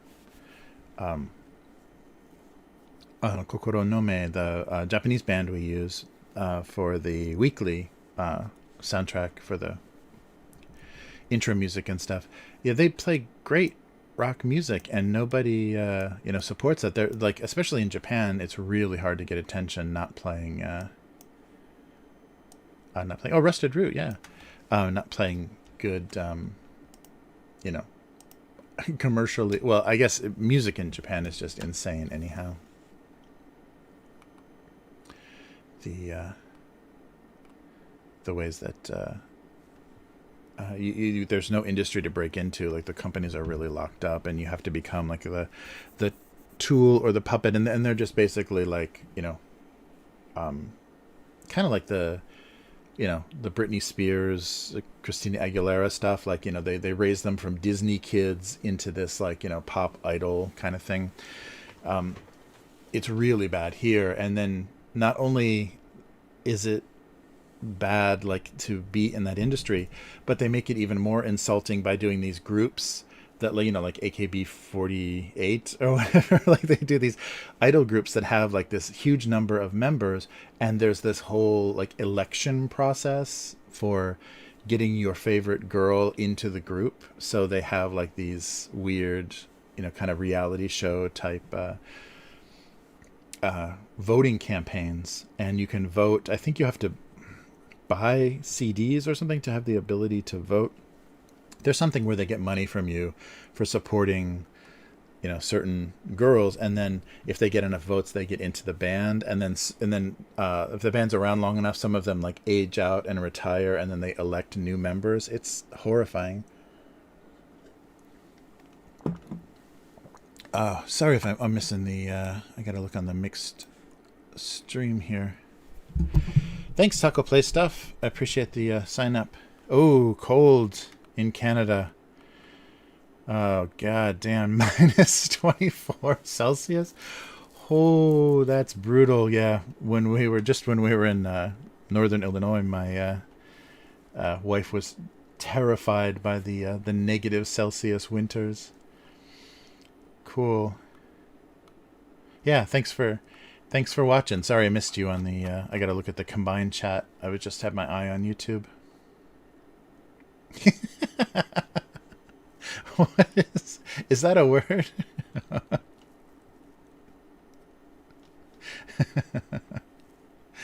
All right.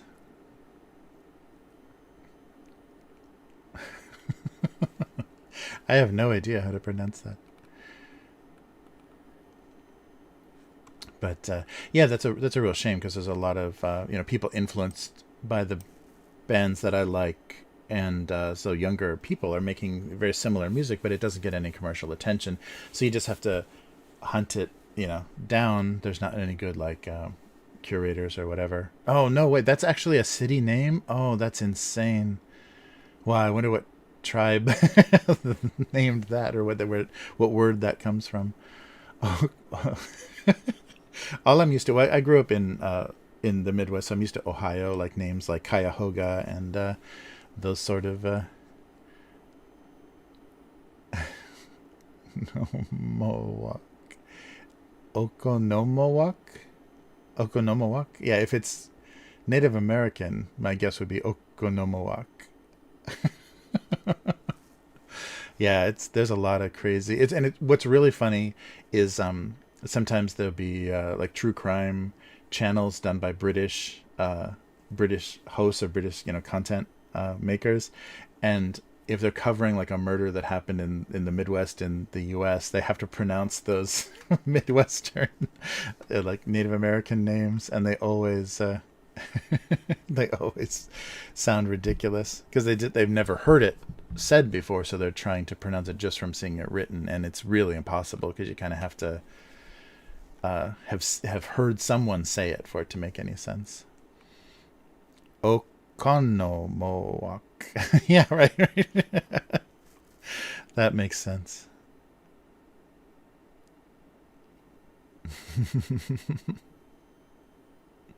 Okonomowak. Yeah, I liked what was the Last of the Mohicans, where they actually did like the more Native American pronunciation of some of the states. So Kentucky, like all of the. Whoa, okay, I guess that's how you're supposed to say it. Yeah, but we've like, anglified so many of those words just because we use them so much. All right. Um Oh, is this another? Yeah, this feels really familiar. But if we do this.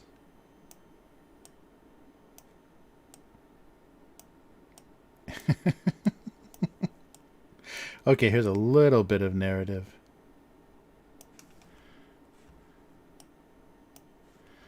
There we go. Protecting the donut hole. And then, yeah, writing a letter. Okay, I think that'll work. All right. Yeah, that is such a strange thing about America. So when they did, so when they used the Native American names, I get, because they would just ask people, what is this called? What is this valley called? What is this river called? And then they would just try to use those words. But at the time, were Americans thinking like we will always be coexisting, with these original people, so let's use the names? Or was it a way to kind of co-opt it and just say, I don't know. It's very funny. It's like the reason that all those things are named by the original people, for the most part, a lot of it is like, New York and whatever, has those kind of funny names, all the British cities, British city names in the U.S. But I wonder if it comes from a time where a lot of like early settlers are like, yeah, we're just going to be sharing this land, so let's officially name things what they were called. But yeah, now it's this like depressing remnant of just this, a complete overtake of the city.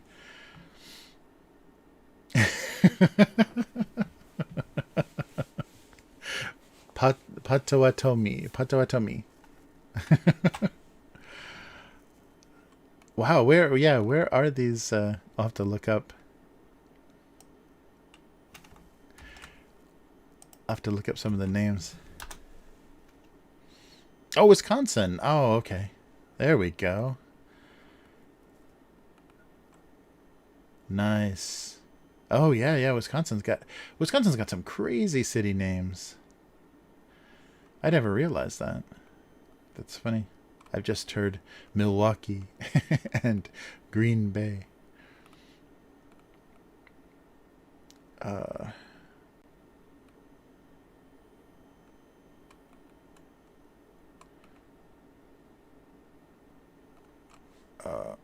wow, that's funny.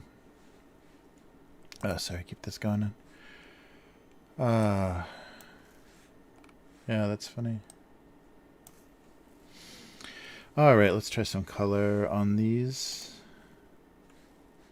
See how it goes. Yeah, we'll do kind of a make this more like a glue stick, I think.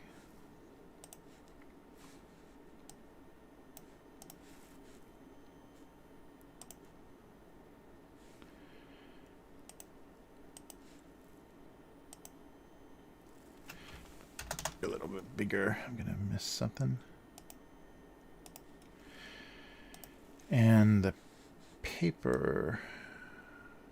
Yeah, just white is gonna be a little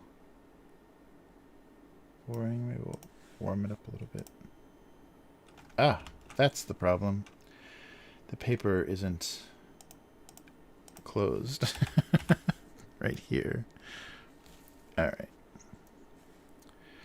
Let's try that again.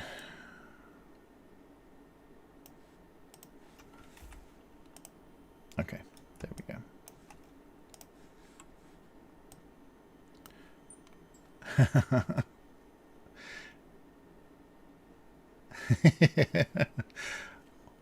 Nice. Waukesha.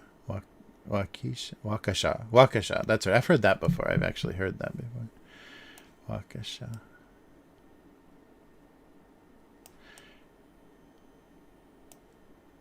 Maybe something brighter orange.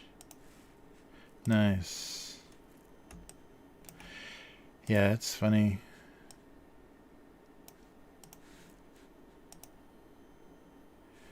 The And maybe make this red so it's very unusable. Oh no, I'm doing it all in the wrong layer, aren't I? God damn.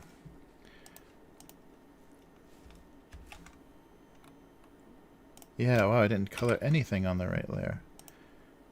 Okay. Damn. So where is it? Is it here? Okay, that's there. This isn't. This is on the layer. Ah, this sucks. Okay, let's try to do this here. And where is this?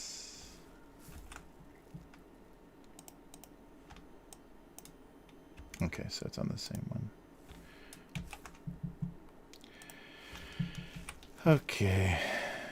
So I'll try to merge all this stuff down. Sorry, I'm dealing with my... There we go. All my Photoshop mistakes.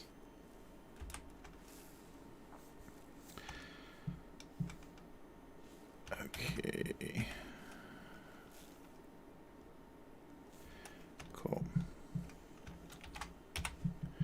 Nice. Patawatami.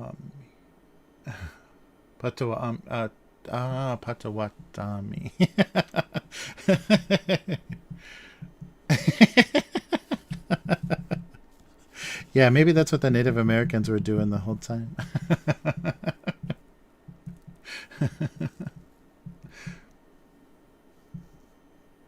Yeah, yeah. It sounds crazy because it does take some just some getting used to what the sounds and the language.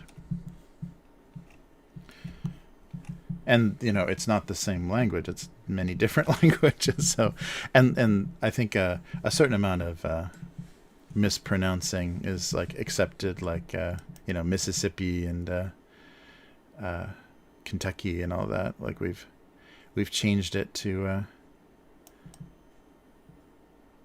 sound something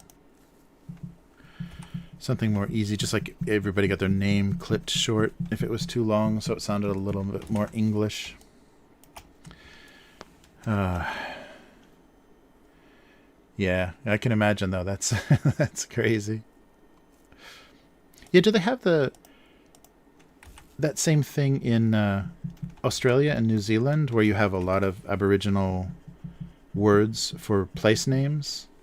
And they're like very difficult to pronounce, or they're very like mispronounced. Yeah, I still don't. I don't know what that was that created the. I mean, I'm sure it's just because things got known. Like trade was set up first, and things got known by their names, and there was cooperation in the trade before things got ugly, and the American government started moving in settlers everywhere. And mostly the last thing I just heard, the kind of weird American history thing, is the government didn't want to do the dirty work of making people leave their native lands, so they just moved in. The settlers, they just paid people so that along the train line, along routes that they wanted train lines to go, they just had pioneers settle along these territories so that it would be very easy for them to build. And they made the settlers like come into conflict with the native people there, and then the government could step in and say, "Oh, this is getting too violent. We're going to have to control this area," and it was all basically in service of getting the railroad to go through. Which it sounds believable. I mean, yeah, who knows? There's always a certain amount of fiction in any historical accounts, but that's really depressing. Like you're risking your life and your family's life for the railroad to be built. You don't even know it. Like that's the most depressing part.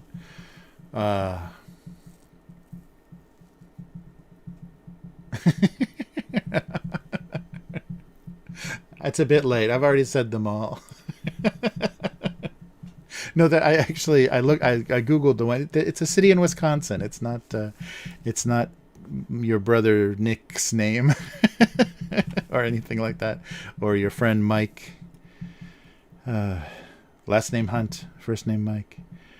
Yeah, no, I didn't detect any malicious intent. I can I can feel a fellow Midwesterner. Mm, mm, mm. Uh,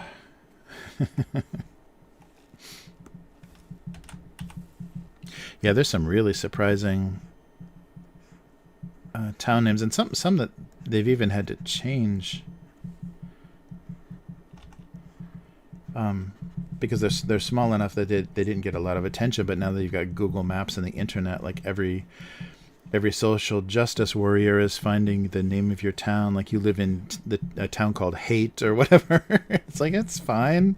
It's always been called that, and now that's not acceptable because it's on their Google Maps now.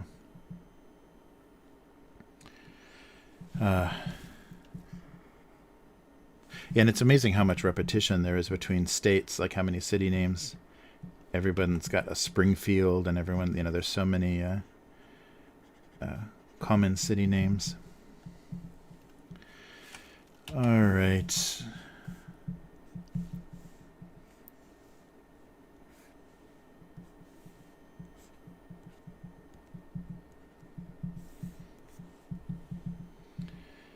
So, should anything be on the paper? No, I think they should just all be kind of contemplating how they're going to do it.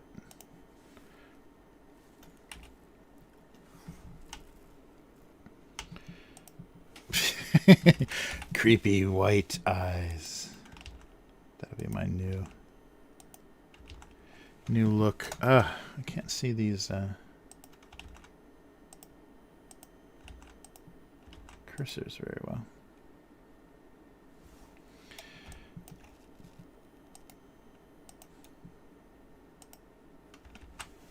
Down a size. So they're all kind of waiting to see. All right. I think it's going to be another Wauwatosa? Wauwatosa. Oh, yeah. Some are hard to say. Yeah. Yeah, maybe, yeah. They would specific locations where they'd have them. Yeah, I would imagine.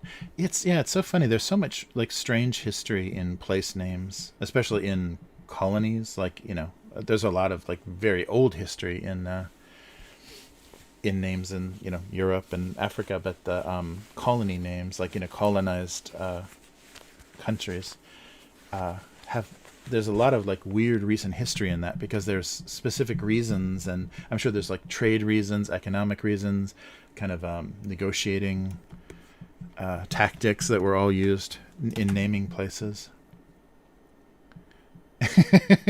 Nice. Boring.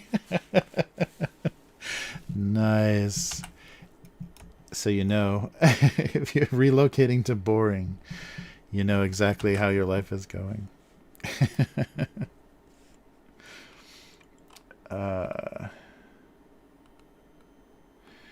Yeah. Okay, let's see if I can do this on the correct layer this time.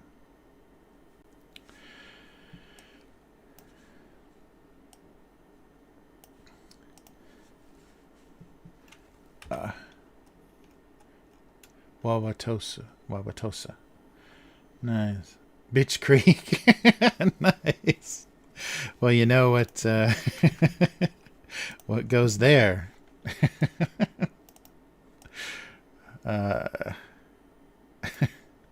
Yeah, somebody probably tried to drown his ex-wife, or probably was almost drowned by his ex-wife, and that's how it got its name. All right. We'll do the blue, standard blue on the cup.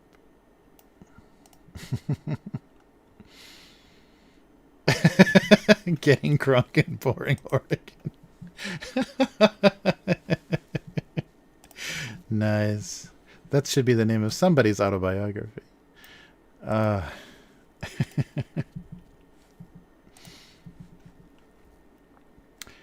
maybe. Oh, maybe actually I'll do.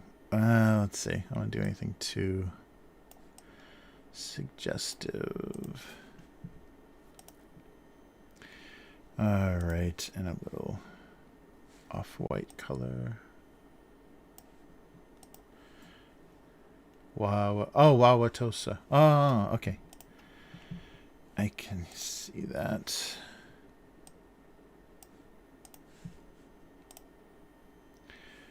All right. I think that's donut-y enough. And I think we'll do this.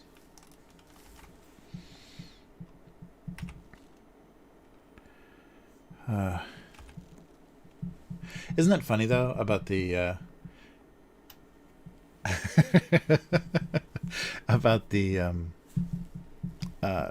intention, like the default kind of assessment of everyone's intentions now because of the internet and kind of trolling and everything is, yeah, you're trying to fuck with him. You're trying to mess around, because that is the default.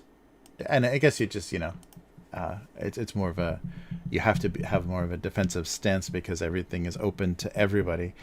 But that's really sad. Like, that's our first, it's like, oh, if anybody, says anything that you're not expecting, you're like, wait a minute, what are your motives? We're in that mode very much. But I guess you have to be in or else you're going to be spewing a lot of unintentional racial epithets and all kinds of nonsense. Because that's what happened. That's what happened the first that first raid that I was actually online. When I was online, that first live stream where there was a Hyphonics raid, that was the first thing that happened. Is I got a lot of say this. Can you wish my brother a happy birthday? All that stuff immediately happened.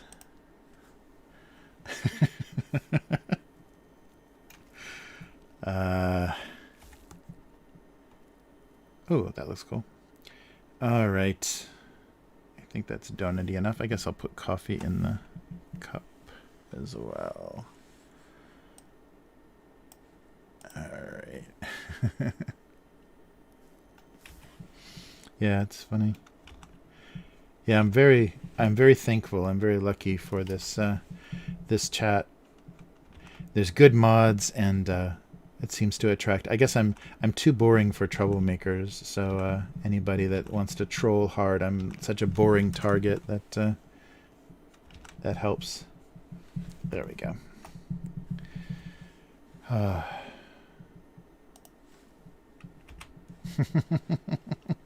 Shout out to your friend Nick, right?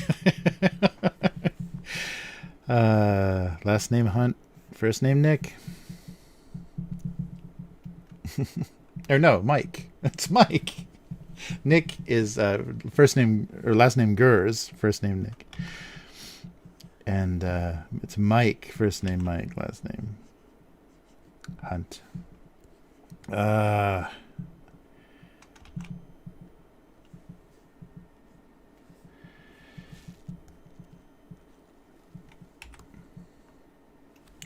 Yeah, that's funny. That used to be a prank phone call standard until the technology, well, I guess in the laws too, it started to become too punishable, or too much penalty. And especially for like radio shows and stuff, that used to be prank calls on the radio used to be such a standard thing in the 90s, and it just went away once they started fining people and considered that illegal content because you don't have consent. You had to prank somebody on the phone and then call them back and say, actually, we're a radio station, can we use your audio?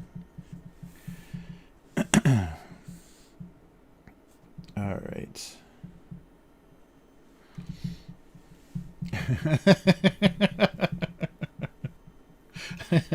Unknown girl is casting a summon spell.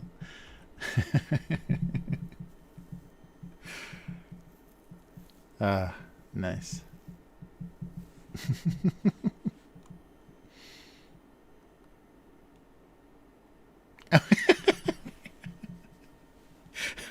What's happening?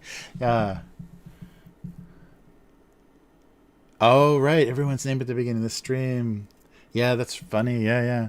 Yeah, he's really fast at that too. That was very impressive the first time I heard John do that, is run everybody's names. Type one, and I will say hi. Uh-oh. Uh-oh.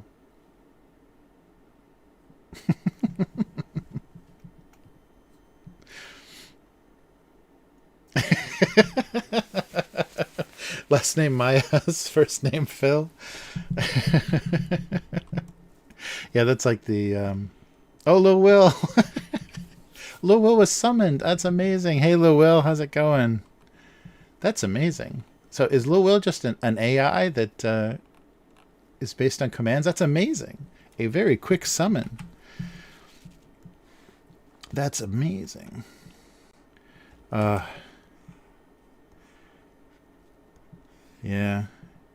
Yeah, what were those the thing that that Bart calling the bar in The Simpsons was based on those red tube tapes, like pre-internet, like a guy recorded a bunch of his phone calls. It was like a guy with a really gruff voice, kind of based on Mo. Mo was kind of based on red tube, I think they're called, the red tube bar tapes.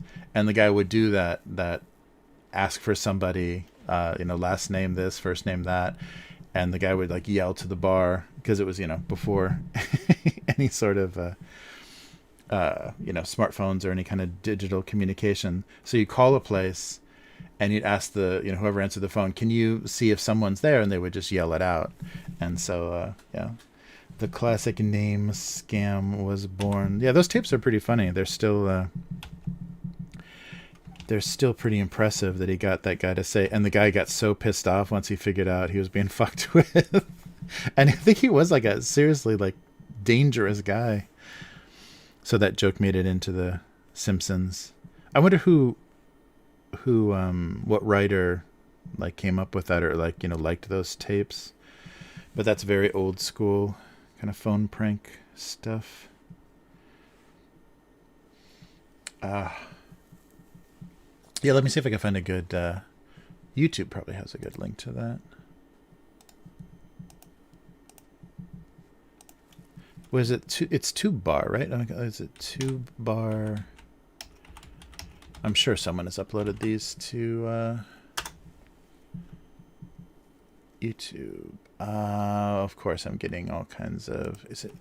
It's not. It's Red. Oh, Red was the bartender. That's right. Yeah.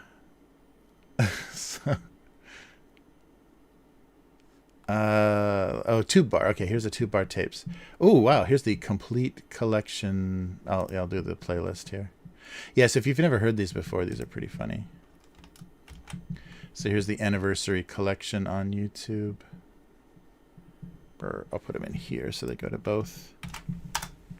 There we go. Yeah, Moe's. So that's where this gag came from. So 35 years from 2014, it was the 35th anniversary, or maybe not even then.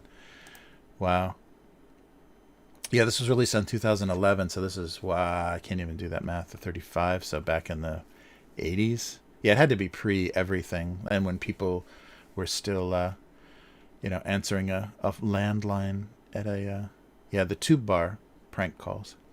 So this is a playlist of all of the... So, yeah, the classic ones like Bend Over and Phil Lacio. Yeah. Some of them are just, childish.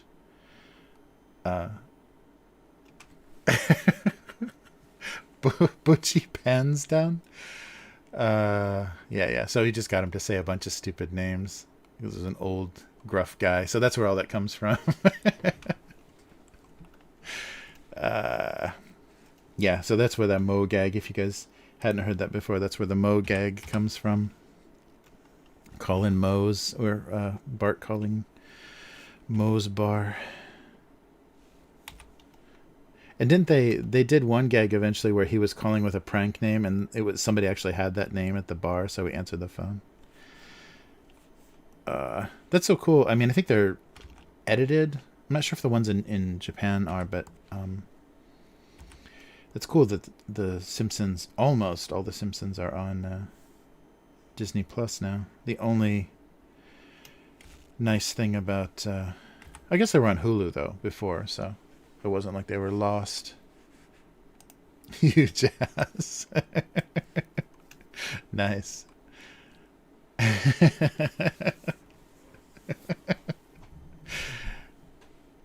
Yeah, good stuff. Yeah, I like his voice too. Red at the bartender's voice is really good. Uh,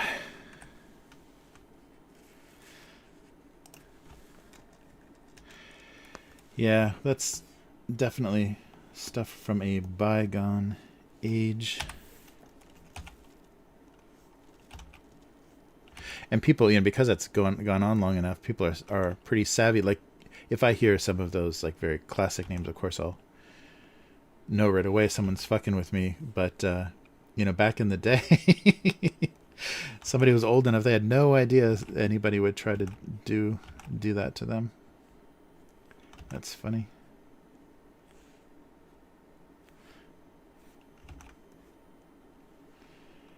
All right, there's a lot of shiny on the donuts. Yeah, I think that works. Oh, it was actually there. Thank you. Thank you, That's right. Huge ass. Hello, I'm huge ass. Oh. Yeah, I haven't seen that. I remember that gag, but I haven't seen that episode in a long time. Yeah, I'm surprised though. The Simpsons still holds up really well. My younger daughter was just watching. Was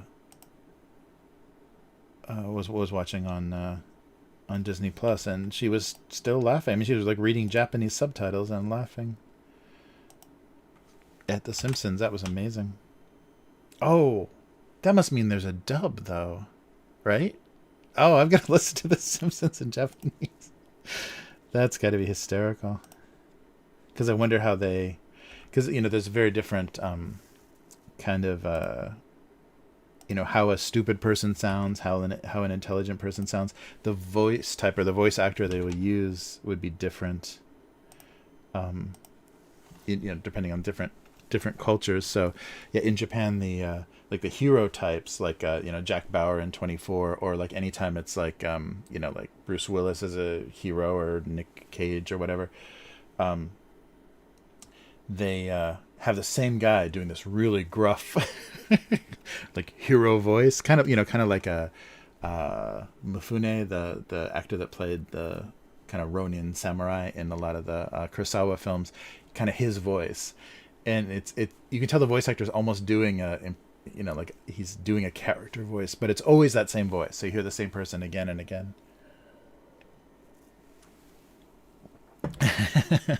Yeah, the animation, it looks terrible. It looks worse than ever. I mean, the more recent seasons, I'm sure the digital animation is nicer, but the original cell animation is so bad. I forgot how like unwatchable a lot of the weird movement. There's only like a few scenes, and it's usually the key scenes where the visual is really important part of the joke, where the animation is any good at all, and most of the time it's just like this crazy choppy TV animation. I guess we're just spoiled now because digital animation has gotten so good. All right, so there's some colored stuff, but yeah, the humor really holds up. I mean, you can tell it was well written, and there isn't too much like time like of the times based humor. It's pretty universal as far as some of the jokes. They make some pop culture references and stuff, but a lot of the stuff is just Homer's stupidity. And yeah, the my daughter watched the one where Homer gains enough weight, like gets over 300 pounds, so he gets a disability and can work from home, and is wearing the moo, and then has the bird, the water bird, typing Y on his keyboard. But yeah, she thought that was pretty funny, and it's very American, like that whole idea of disability and prejudice against obese people and stuff. Yeah, good stuff. Yeah, I think it's one of the the last few like common like Simpsons references seem to be some of the last common reference that people have, because I remember like 80s and 90s, all like so many people shared pop culture references, and now kind of meme culture and everything has really fragmented that into like some people know things and some people don't, some people watched the show, some people didn't, so we lose our common reference in a lot of ways, which is too bad, because things are so much more global now. If you speak English, you should have a lot of the same references. Like, you should share a lot of that same stuff because you're using the same internet for your entertainment. But yeah, it's not always true. You just watched that episode. Oh, that's great.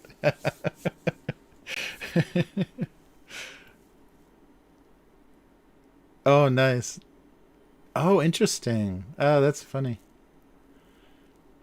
Yeah, yeah, watch some dubbed, dubs. I totally didn't even think of it to, because I wanted my daughter here to hear as much, natural English as possible, so her ear is really good, but she can't follow the story, so subtitles.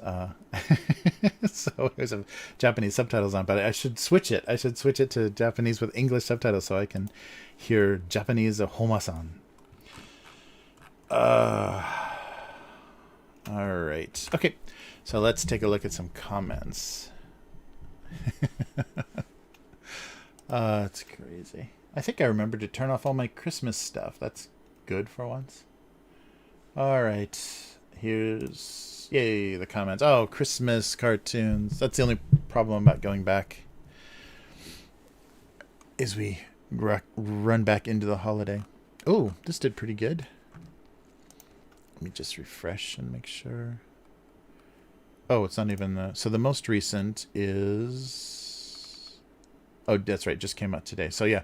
So no one's seen this yet. So the tagless gift and a nameless tag thought that somehow they could make it work.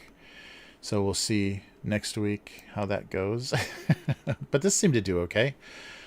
So for December 23rd, they all assumed he was posing as a cake to avoid the fireplace. So 25 likes, that's pretty good. That's not Sedona numbers, but it's pretty good. I'm still can't get over that. All right. Bûche de Noël, bûche de Noël, my favorite Christmas dessert after Nanaimo. This has to be a French Canadian. I don't, yeah. Nice. Oh, am I not logged in? Oh, I just clicked the wrong thing. I clicked the wrong thing. There we go. Oh, right. And if I've seen it, I should probably like it so that I remember what I've seen. Good plan. I'll have a few yummy bites of the bûche. Is it bûche? Bûche? I don't know. No French. No fireplace. But there are calories. But there are calories are to be burnt. Ed. Calories there to be burnt. Nice. Yeah, so I guess that's the French name. How do you say that? So de Noël, I can kind of get, but how do you say pronounce? Yeah, French. I mean, yeah, French, but it didn't say French Canadian, so maybe specifically.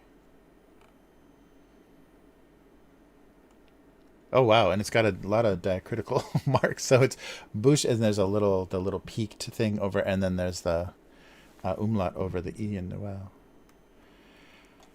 Ah, nice. Oh, there's no little audio thing. All right, let's go back. One more. Sorry, let me get the chat up. I'm missing you guys. There we go. Oh, I think I finally figured out this deal. Yeah, right? I wonder what's Japanese for dope. Dope! That would be funny. If they changed it, that would be really funny. Like, really unnecessary. All right, so December 21st, they were all secretly envious of the jiggle. I think we missed this from last time. But they showed stiff upper lips. All right, and one more. No, they all had feelings of superiority. All right. And one more. I think we've seen this. 16th. Yeah, the included cup felt like nothing. Yeah. But a glorified cap. All right, a few random. And we'll... Oh, there's a Sharpie drawn one. The packing envelope dreamed of containing illicit contents. 2006. All right, 2007. Ooh, there's a poorly drawn ham. As the ham was sliced, vanity and the enjoyment of weight loss gave way to the fear of non-existence. Ay, ay, ay. That's a long one. And they didn't... Yeah, I should have cut the lines a little more evenly there. Early one. 2009. Just when he felt he had mastered heating, his almost forgotten cooling skills were needed. And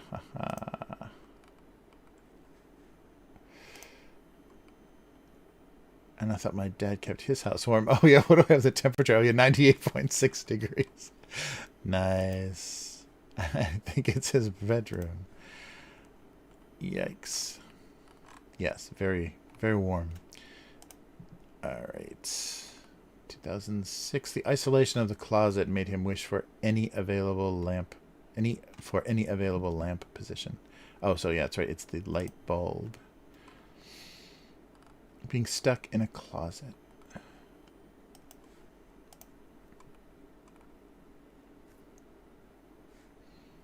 Mm-hmm.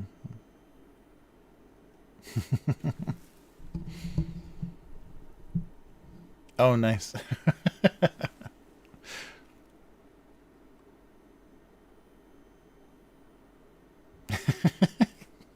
Christmas crack. Nice. Mm-mm-mm.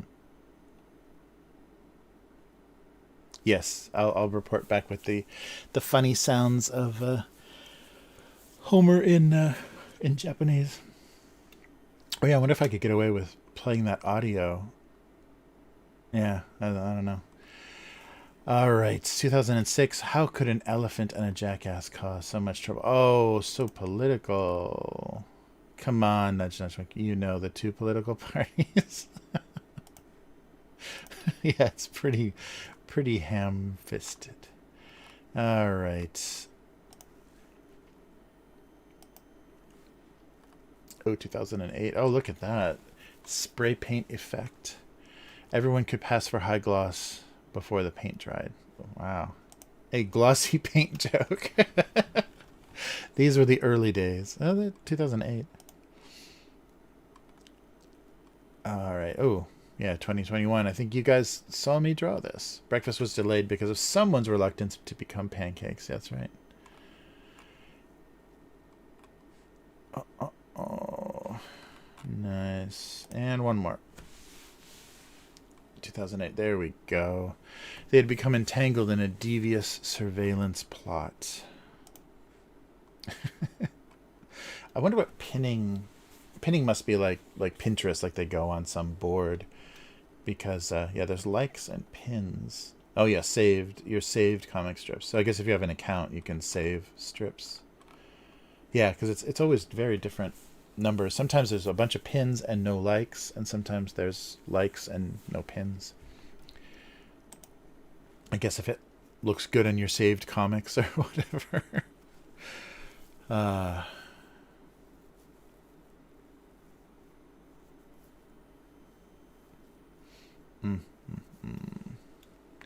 All right. So we're going to do the hard part now. Oof. Just leave the... come on. Come on, green screen. Oh, it's this side, isn't it? I'm going to push this thing down on myself. It's now like a freestanding screen. It used to be like hung like a shower curtain. Now it's freestanding, so I know it's going to hit me in the head one of these days.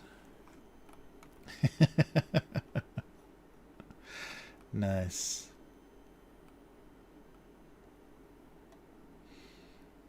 Hmm. Yeah, we didn't get. You did all the crack before Christmas. Uh, oh yeah, watch the beginning of this documentary. It started to get it started to get into the wrongly convicted like criminal justice system thing. But the beginning of it was pharmacist or not pharmacist, drug lab, um, laboratory or chemists or whatever that were doing tests for narcotics. So I guess like police departments, once they seize a certain amount, they have to send it to the lab to get confirmation that it is crack, it is heroin, it is meth. They have to have a positive chemical test.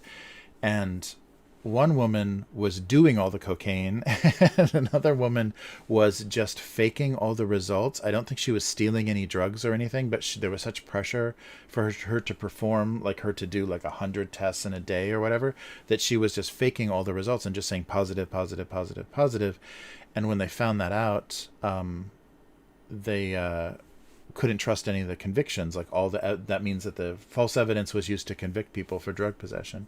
So these millions of cases that ended up, because it went on for several years, and every day she's like doing 100 fake tests, so that it went into the wrongly convicted thing. But the story about the woman that was actually doing the cocaine, she would be so happy. Like when a kilo of cocaine would come in and she'd have to test it, she could take so much out of the larger amounts. And then it turned into, she just started cooking crack because it was it smelled more and was more difficult to the way she was doing things, the way she was, because I think she was freebasing it or something. And so she just decided, okay, to make this simpler, I'm just going to start making crack at my little lab station. So she would just, siphon out from the evidence as much cocaine as she could. And then she would just sit at her workstation making crack cocaine. And then they have a hood, like a ventilation hood. So when they're doing chemical tests that have a lot of fumes, so she would just lean over. She made a glass pipe out of one of the pipettes for testing and would just sit at her workstation and smoke crack all day. That was amazing, and it took a long time before anybody like caught on to that. But that was the best part of the documentary, and then quickly it went into like the lawyers that are trying to overturn convictions and things. They definitely cracked down on her. Yeah, but it's amazing. She got away with it for a long time, and yeah, it's just funny, I guess. You wouldn't suspect that. Like it's probably pretty rare that you get some cokehead that goes through all of the schooling to become a criminal justice drug lab scientist, whatever. Wow. Yeah, I wonder because it must be pretty tempting, because if you have any source for selling it, if even if you don't want to use it, having such valuable stuff coming through there, and if it's in a big enough quantity that you can just kind of like say, oh yeah, no, it was only 800 grams, it wasn't a kilo. That must be must be tempting. But at the same time, being caught means it's all over. Like you're never gonna work again. Oh yeah, right. Hi Estrella, thank you. Yeah. That was amazing. So it costs a big problem for all the convictions, because they're nonviolent drug convictions, and if there's false positives on what they had, and I'm sure the law has a very specific, like it has to be a certain amount, it has to be so just saying everybody's positive. Yeah, that's right, Massachusetts. Yeah. That was crazy. But yeah, it seemed to, so it got really really complicated with all of the potentially wrongful convictions, and having to overturn so many cases, and that's so much time and money too. That's and people's lives destroyed. But that's so much for the system to bear, as far as retrying and redoing all of that. It's crazy. Oh, that's right. We're at the writing stage. I guess I don't need to zoom in on the letters. Nice. Oh. Oh, I know, yeah. Just for job performance, not caring and I think a lot of people have those kinds of jobs. Like, just think about people in, banking industries and credit card industries and stuff that are like doing stuff to people that are going to destroy their lives or foreclosing on their houses and things when it's not, technically you don't have to yet, or and you just want for your job performance and for your to look good on your some kind of performance review, you just screw people's lives up, and you're not even like you're not doing it from a position of like you're not a CEO or you're not even management. You're just a an hourly worker or whatever, a low salary worker, and you're like screwing people's lives like that. Homer would be proud. Yeah, I hope. Yeah, I hope they were compensated. I think the compensation that's usually built into the system because people that are wrongly imprisoned usually end up with uh, pretty big compensation. I'm sure it depends on how famous the case was, like how much press attention the case gets. All right.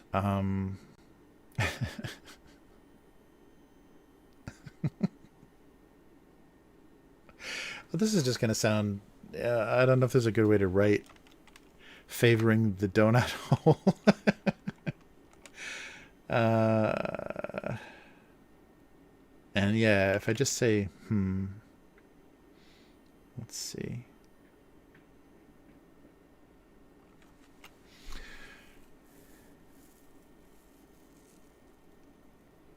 Mirror gazing. No, I haven't.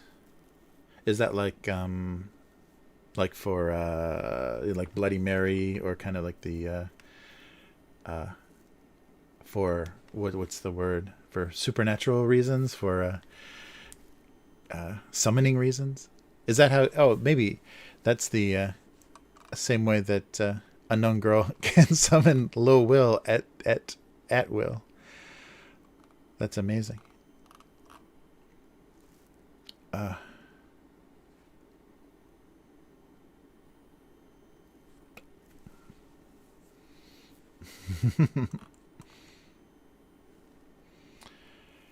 uh, yeah, I've all I know is a few of those like summoning the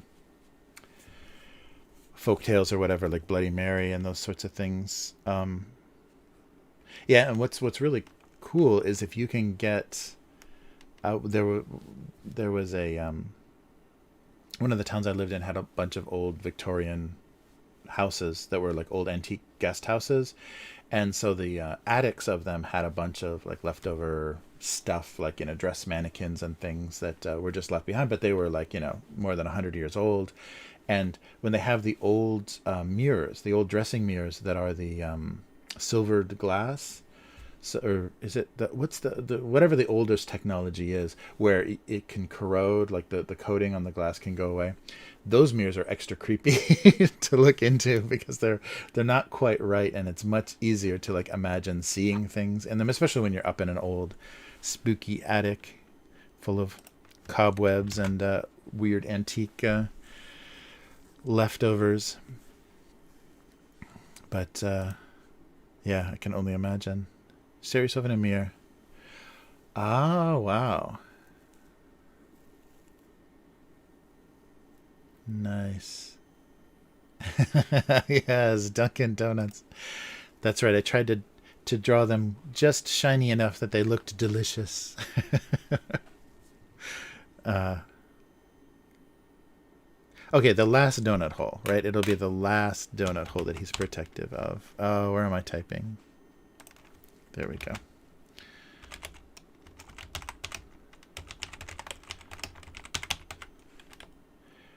Uh, he was extra. I don't know if it's clear who he is. Of the he was extra protective. I don't know, of the last donut hole. I don't know if there's enough there. Nice.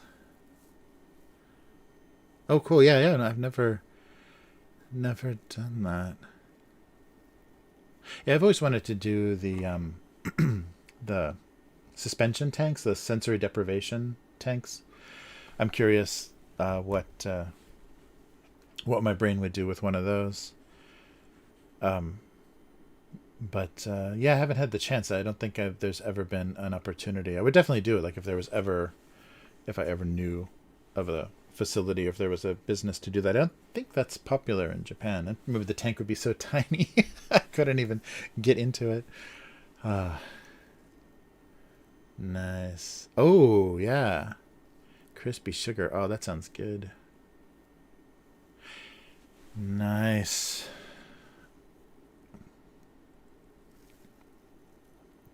Yeah, I think Christmas was pretty good.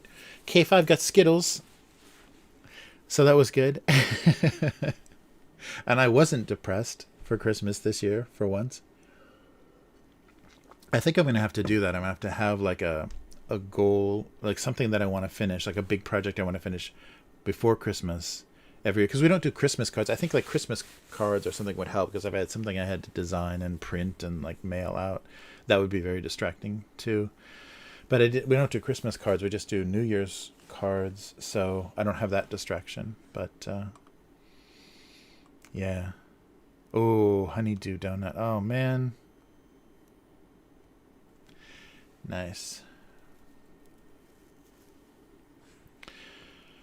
Uh, yeah, but that was so nice and surprising because this I was expecting this to be another rough one because it's nothing is normal, so nothing is even close to back to normal. So it feels kind of like we're in this endless indefinite what's going on thing because we hear so much like nothing is numbers are pretty low here for everything, but numbers are really high in neighboring countries and in my home country, and so it is really hard to have any sense of you know anything being normal and not like in constant flux. And they're also predicting, because everyone's going to travel at the beginning of January, they're predicting by late January, February, that we're going to be in the same spot that Korea is in right now with really big numbers. So that's good. Something to look forward to. Yeah, because right now Japan is really lucky numbers wise, but nobody knows why. Nobody knows what's causing that at all. Uh, yeah. Oh no. Oh, good. All negative. Yeah, yeah. That's great. Yeah. That's got to be so scary. Any like respiratory thing, because if it's not related to the bad weather, then it's gonna be a complicating factor if you're exposed to it. Yeah. Ugh. Yeah. And the kind of weirdly, I think maybe I said this before, but the weirdly positive thing that the professor at the university was saying is this new variant is very contagious but very weak in its symptoms. So it means it also can't spread because you're not creating so much stuff. It doesn't have the likelihood to has bad small symptoms, so less damage. So that's the best we can hope for, is that the dominant version is actually a weak version. Like the one that wins spreads very fast, but doesn't, because of like lower symptoms and the body being able to handle it better, doesn't cause death and has very minor damage, respiratory and whatever damage. That's like the best we can hope for right now, because we still don't have any idea on how to stop it with vaccines or how to stop it with any therapies or other measures. Oh, I forgot to ask. Ah, that's right. I forgot to ask what the therapeutic drugs in the U.S. were. Like I was just talking to my dad, and I forgot to ask him about that. But there's one in Japan now. They just released a drug to take once you have symptoms, and even mild symptoms, to try to reduce any effect. Which is, yeah, that's what we need the most. Uh, oh no. Yeah, though that's so sad. Well, you'll have a New Year's just like me then. So the family holiday will be New Year's. It's very Asian of you, Estrella. Hey, Robbie, how's it going? Oh, nice. Yes, right. Powdered donuts. Nice. Yeah, yeah, maybe being protective of a donut hole is not the. It's a little too odd. Yeah, yeah, powdered is good.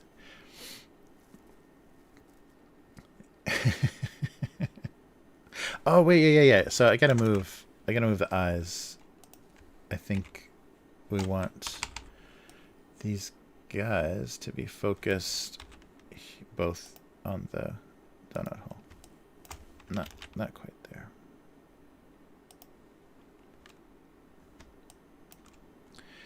And maybe.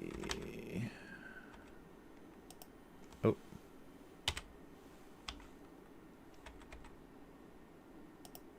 I don't think I've got enough space. It's not going to make much sense. I don't know. I don't know.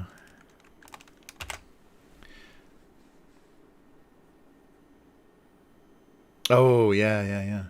Yeah, sometimes the strong antibiotics are crazy.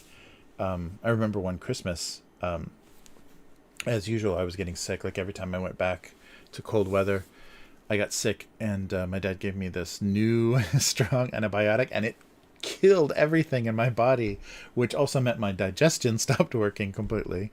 So that was a nightmare. Yeah, that was really horrible for Christmas to just have like, yeah, nothing. You can't enjoy food or anything because you just killed your gut biome and everything completely with a too super strong antibiotic. Oh yeah, I was thinking about that, about the swimming, like like dunking. How impractical dunking a donut hole was. Yeah, maybe something about undunkable or not being.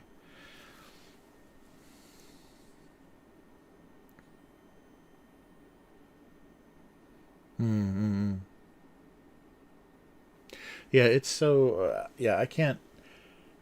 I don't understand the especially the American government. Well, I guess all governments are being real heavy-handed about it, and just not explaining very well what the benefits are and how you're benefiting other people or how you're reducing the possibility of new variants or whatever. We need better explanations about why the risk is necessary, and the fact that they won't say that there's any risk is just because this is all being uh, done in cooperation with the richest companies in the U.S. and abroad. Yeah, piggyback.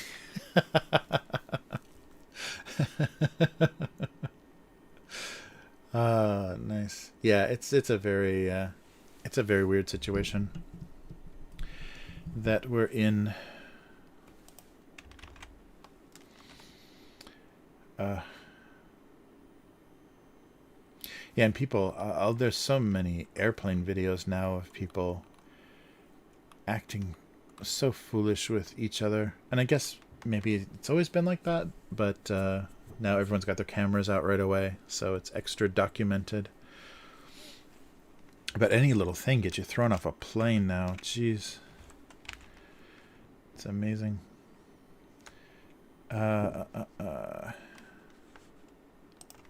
Yeah, I like the dunking, like losing. Very weird situation. Yeah.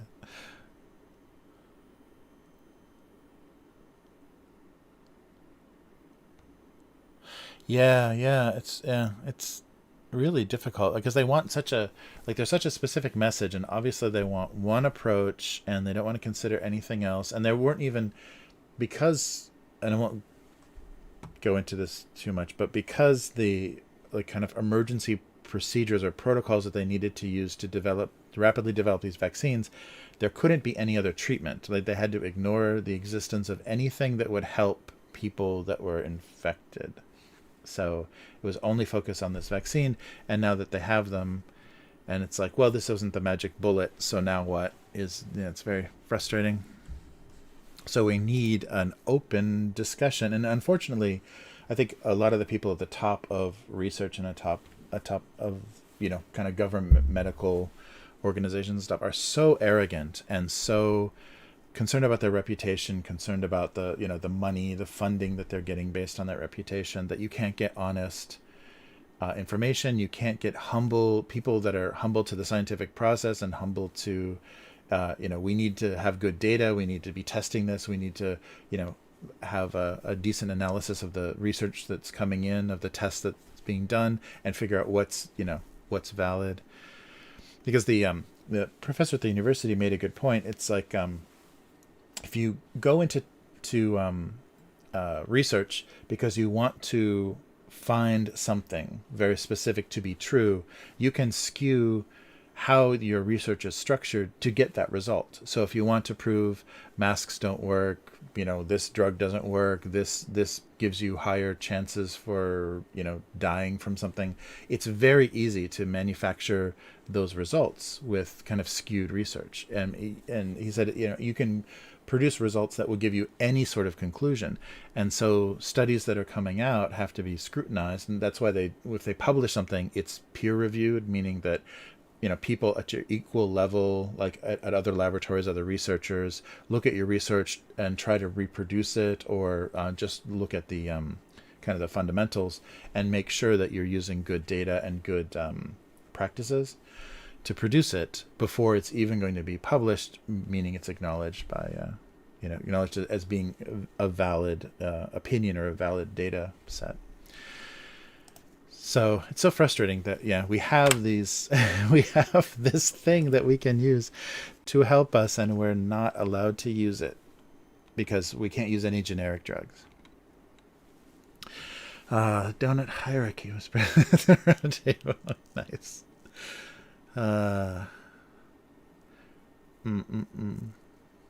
Yeah, I like the dunking thing a lot. Wow. Yeah. Yeah. So Japanese medicine has a really interesting relationship with, what I guess in the West they consider homeopathic, or they just call here Chinese medicine. So herbal medicines and like things naturally that are found naturally occurring. So substances in naturally occurring things like bark and plant roots and things that have beneficial effects. The interesting thing about it is, so a lot of those things, when they're discovered, then chemists try to take them and break apart the natural occurring thing and take out the substances that have beneficial properties and figure out how to make that into a drug or make that into a medicine. And sometimes because of the fact that they've extracted something, it loses its ability to do something, or it creates too many side effects because it's not balanced with something else. And I thought that was very interesting. And the other part of that's interesting is sometimes the things that are naturally occurring, you have to consume so much of it that it actually won't, to have the beneficial effect, that it actually won't have enough of a beneficial effect for severe diseases or certain things. It can only work to like this certain degree because you have to consume like the whole plant or the whole part of it, or it has to be mixed with something. So there was one research example that working in kind of secret cooperation with an orange grower, like a company that produced oranges. This researcher in Japan came up with this research that said that the substance found in a specific type of orange, a specific citrus fruit, was so beneficial and had all these amazing health properties, and it should they should make it into a pill form, and it should be sold as a health supplement. I forget what the that designation is, but as some kind of homeopathic treatment. But he fudged the research.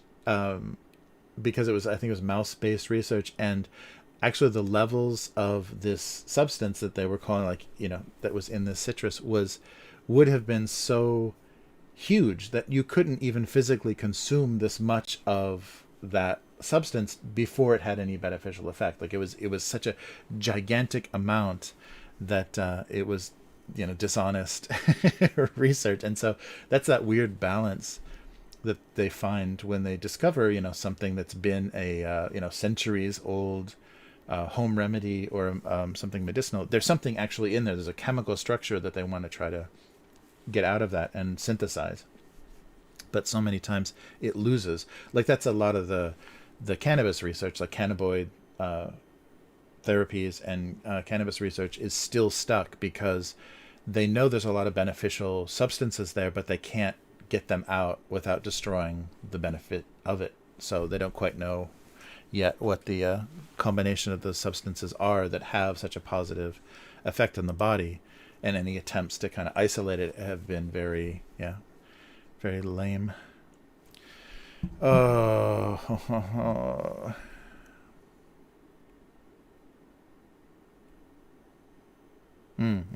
Yeah, no, that's true.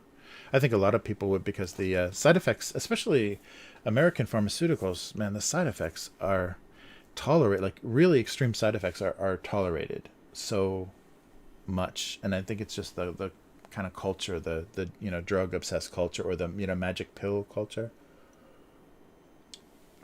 America's so obsessed with a single pill having an answer to a problem that they'll tolerate insane side effects, like I was talking about at the depression medicine at the beginning of the stream. Japan does not. Most of the stuff that Americans take is not legal to prescribe in Japan because of the crazy side effects. Oh, what are we doing? We're writing donut cartoons. All right. Oh, good night. Good night, I. Thanks for hanging out. It was really fun. Nice to meet you, and thanks for the Midwestern Native American place names. Those are fun. It makes me feel very miss home very much. Take it easy.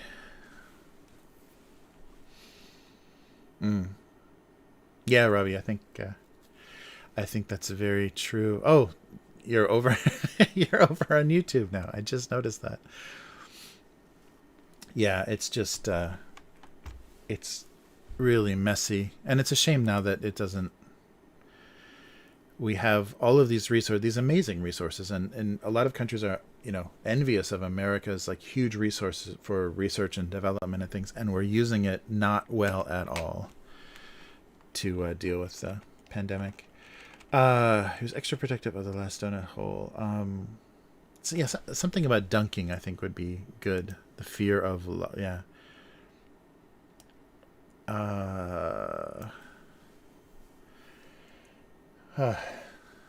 I think I do things in the wrong order. Maybe I should write these first and then draw them so I can actually think better when I'm writing. So daring to dunk the last donut hole.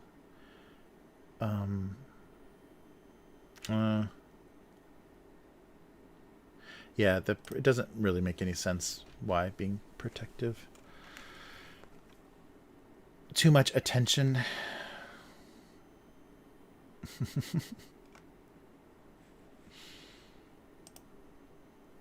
Nice. Oh, very cool.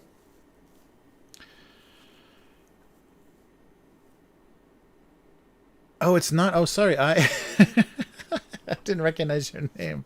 I'm so sorry.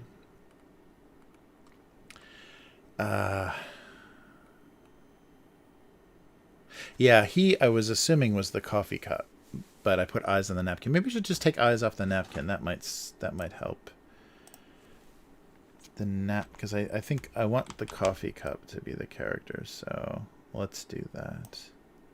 Yeah, because it could just be a little inanimate blanket that the napkin. So yeah, that'll solve that. The high risk behavior of dunking the last donut hole. Debris free. Yeah, that's good.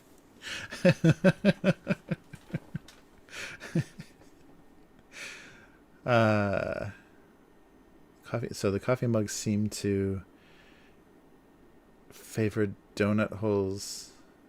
This is I'm writing a novel again for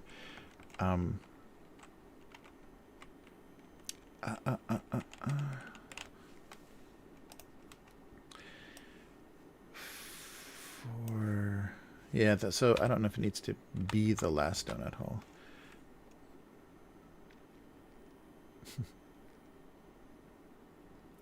Donut hole bias, a preference,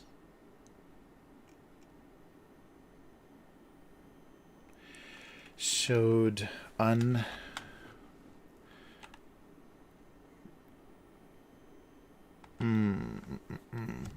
I wish to roll away. That's good.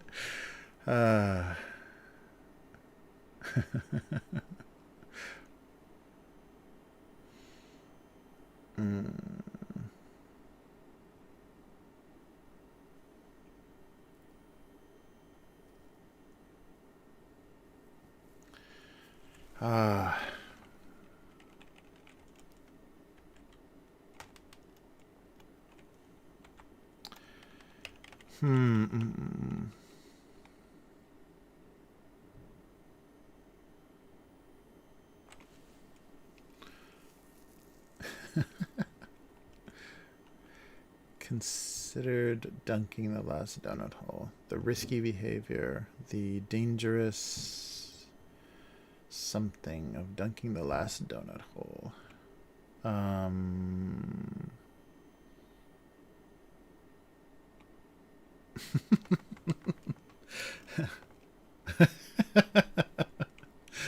Meter maker.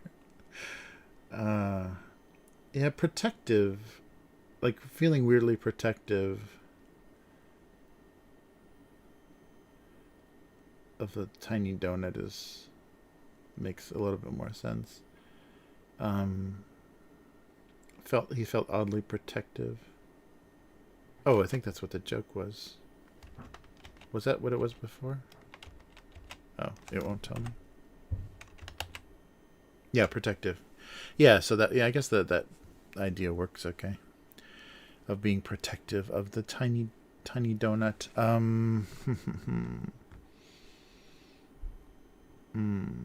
Unnecessarily.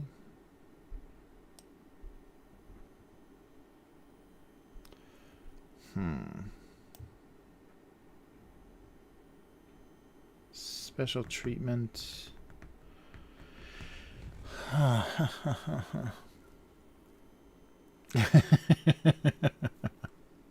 Nice. Fresh brew.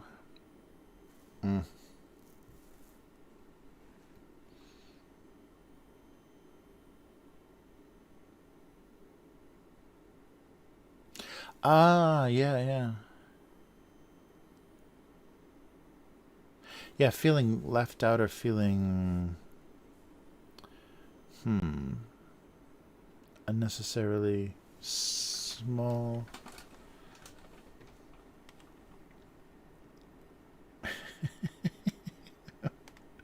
Or just being left like no, yeah, everything is just kind of staring off. Extra protective.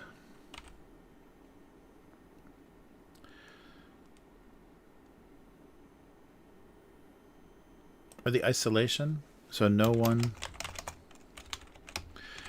understood the isolation of being.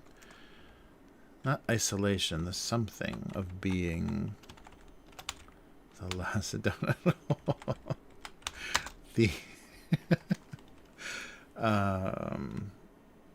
no one understood the something like intense loneliness, the intense something isolation, the last, being the last of their kind. Or donut holes like preferred to be in groups and were very nervous in isolation.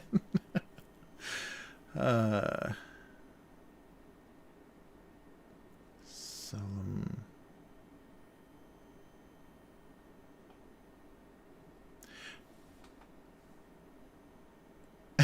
That's good. Yeah. Yeah, kind of childish. Left about. Yeah, right. The inverse of the donut. The inverse relationship.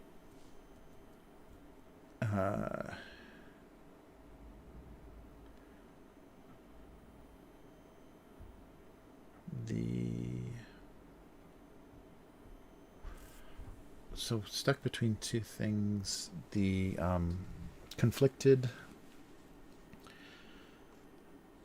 That doesn't. Yeah.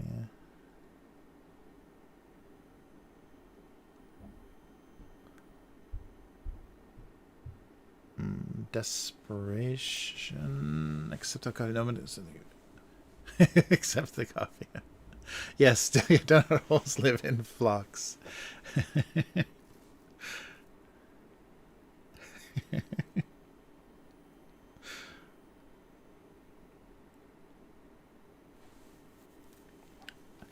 Yeah, they so small. Yeah, no longer in a. Oh yeah, so that they were maybe put some crumbs around. So no longer.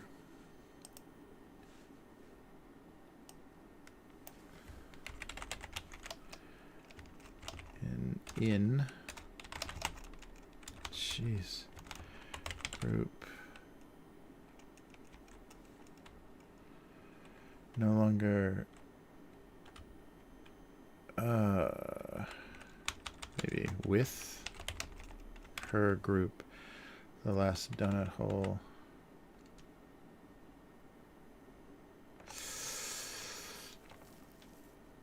Yeah, so it was small and unappetizing, too on her own. The last donut hole was too small. Oh yeah, maybe without the group thing. On her own, the last donut hole was.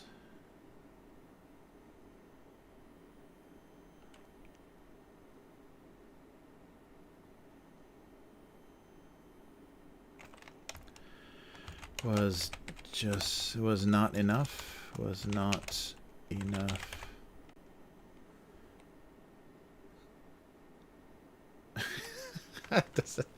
Was not enough to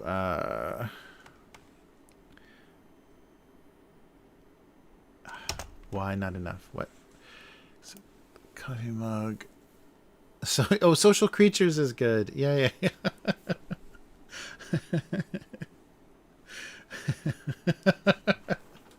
I like the weird lonely. Yeah, social creatures.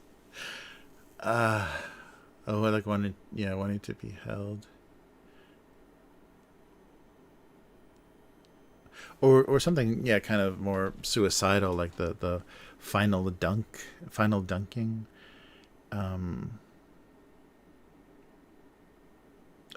Well, that'll be being on the little napkin, a little paper.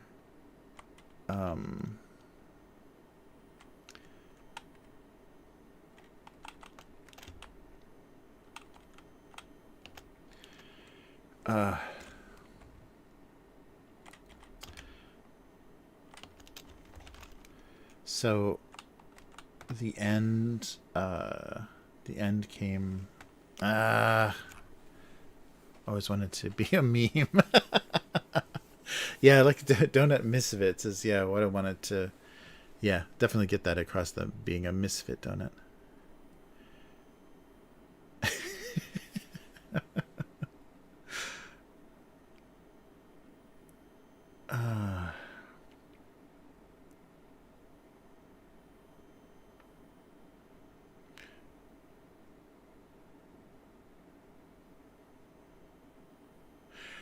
Okay, no longer feared the dangers of dunking.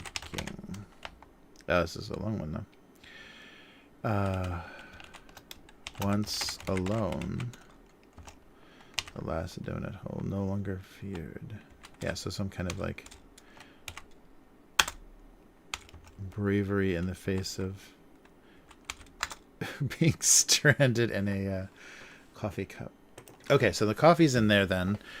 Once alone, the last donut hole no longer feared the danger. The danger of dunking. That's not a great phrase. Extra extreme is considered dialing the suicide prevention line. Nice. Yeah, once alone, the last donut hole no longer feared.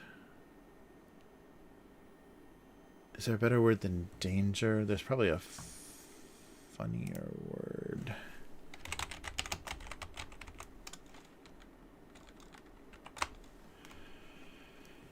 Distress, trouble, imperilment. Oosh.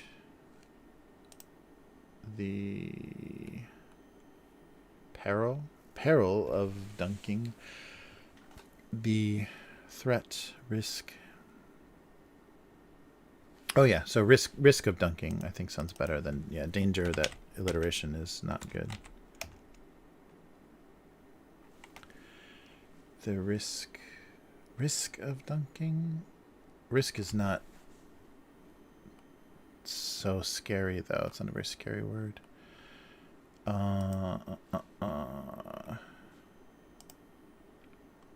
Thesaurus.com. Dangerous.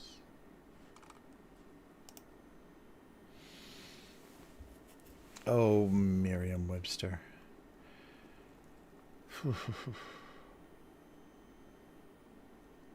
The perils of no longer feared. The perils, risk, the peril. Yeah. Danger. Wow, there's really not good, not good synonyms for danger. Everything feels so much less, or it sounds ridiculous.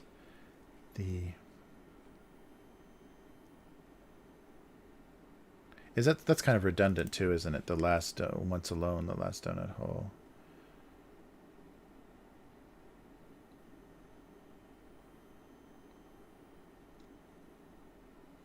No longer feared death by dunking.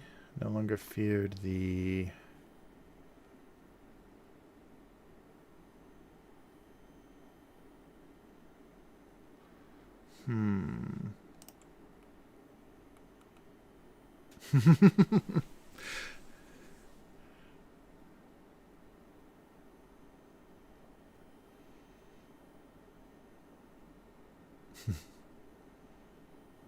Yes, I fear not death.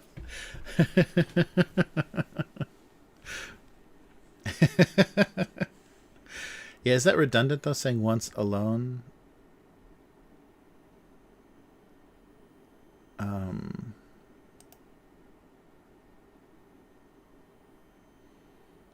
The dunkening. This time it's personal.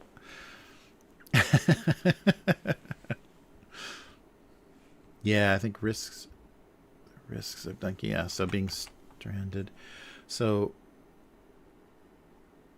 yeah, maybe it has to be a state. So once alone, the last donut hole. Yeah, I guess it's not redundant because it happened. Now alone. Of course, it would be the last donut hole. Okay, so once alone, the last donut hole no longer feared the risks of dunking. Okay. The dunkening. That's good. Oh, Merriam-Webster, you useless bitch. All right. Actually, it's not a woman, is it? It's like two last names. I always assumed it's a woman, Mrs. Webster. All right. Once alone, the last donut hole no longer feared the risks of dunking. All right. I think that works. Is it redundant? Anymore.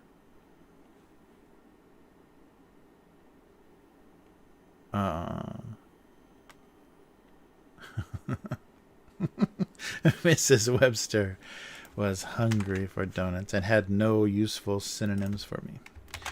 All right. Okay, so this will be a suicide note.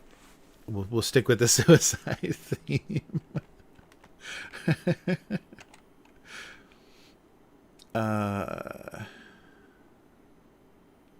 let's see.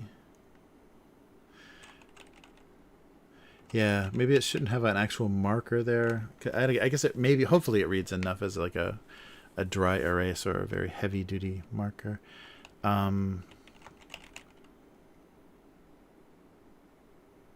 Oh, so so something about not wanting the suicide note to be permanent.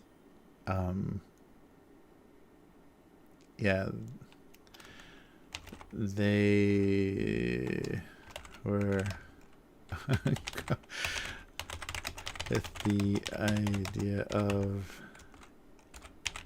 the suicide note being so permanent. I don't understand, like, I wanted it to be weird stuff to write with, but yeah. I don't know. Is that funny? Is that bad? They were uncomfortable. They were uncomfortable with the idea of the suicide note with an extra space being so permanent.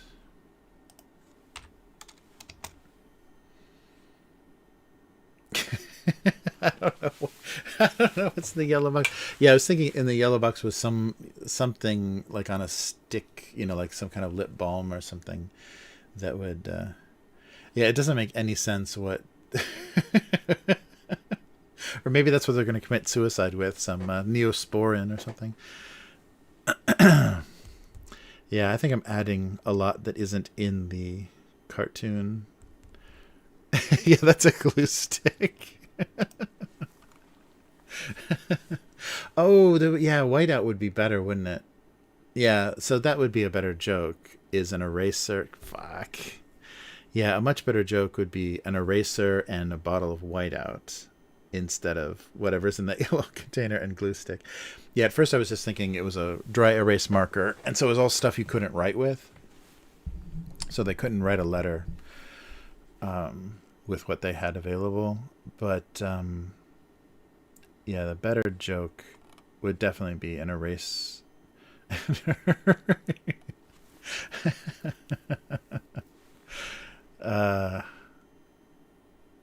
Yeah, but maybe they're gonna glue the the letter to something.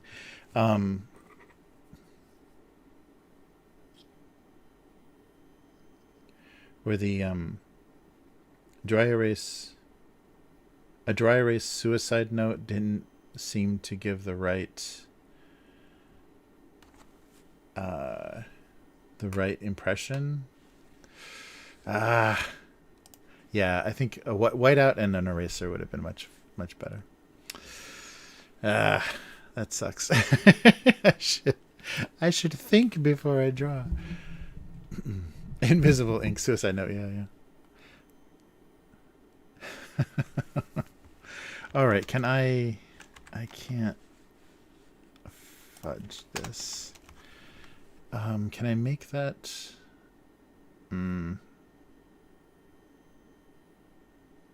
Yeah, it's definitely a glue stick and then something weird, a medical type of stick. Chap lips, a trap note. Okay, so just random things looking at a dry erase marker trying to write a suicide note. Well, that's what the suicide is. It's chronically chapped lips.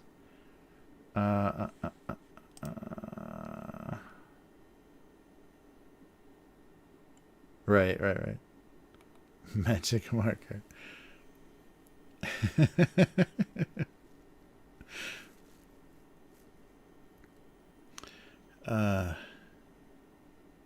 Yeah, invisible ink suicide note.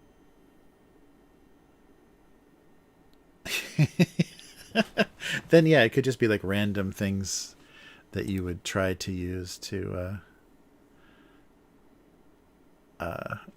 try to see what it said.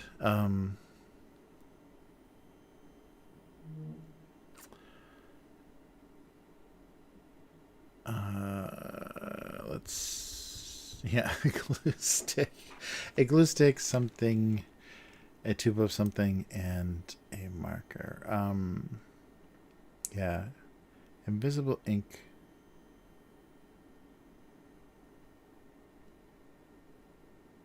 to add.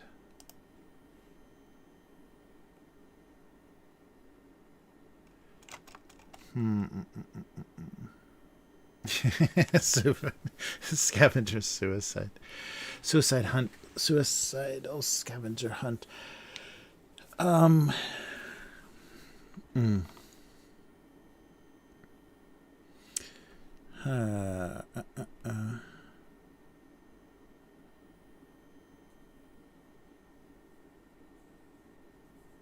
Yeah, okay, let's see how. Maybe it doesn't take me that long to draw to redraw this. Let me see. Wait, give me my mouse back. Okay. All right, so let's. Oh, I have to do the shadows too. Boom. Boom. All right. So if we get rid of this and and the eyes too, and these. Oops. I'll leave everything so I can revert easily. Where is that? This? Okay. And then take out, I guess, the shadows first.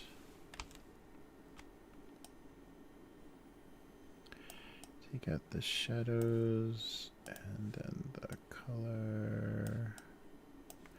And I guess I'll duplicate the eyes.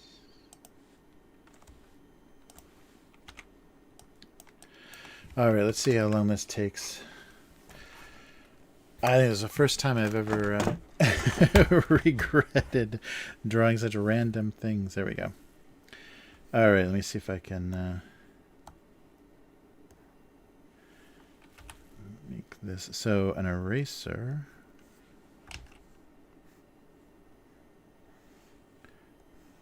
Oh, oh, oh.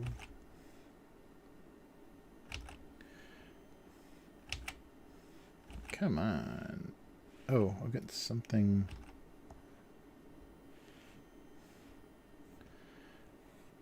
Underneath. All right, let's try this again. Yeah, kind of one of those angled pink erasers. What am I? Oh, that's right. Something is filled with white. There we go. Actually, I won't put a line there so the eyes will fit better. And white out.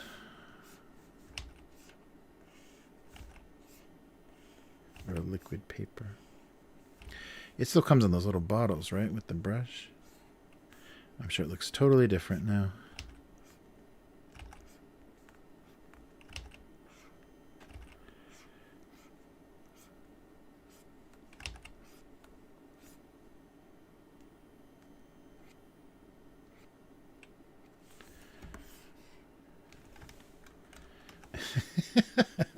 Is that going to read as liquid paper? I guess it depends on how I color it.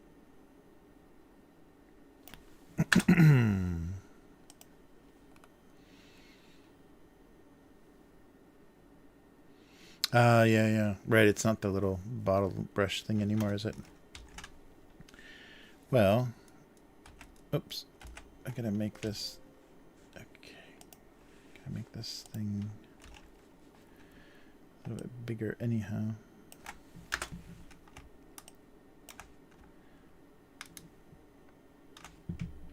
Yeah, they're not as thick line-wise. That's why going going back is a little dodgy. Because of the line thickness. What? There we go. Doesn't match so well. Alright, and this one? Yeah.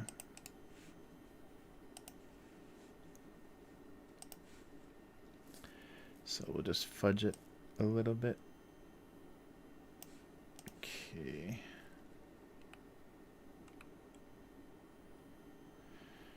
So shadow and... Oh, this was all the coloring. Okay. Wow, what is that?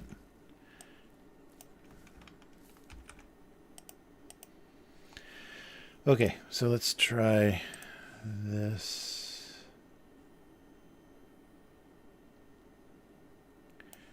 Kind of an eraser pink. Let's try like a green, or maybe blue. Yeah, like a bluish. I can't remember the most blue on the bottle.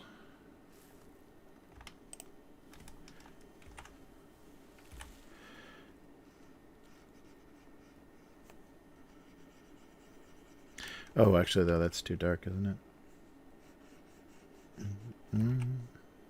Yeah, maybe lighter blue so we can see the eyes.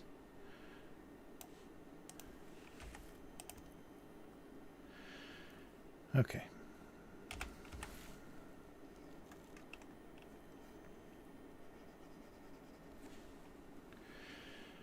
All right, let's see if this actually works.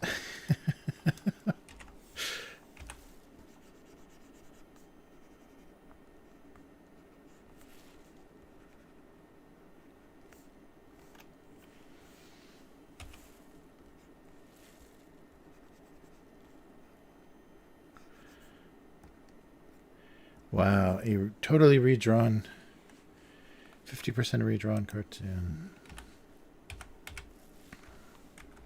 Yeah, it's much more boring, but the idea I think is a little better.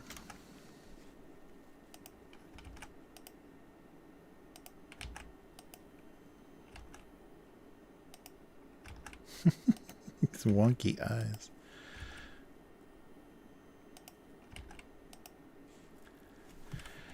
All right.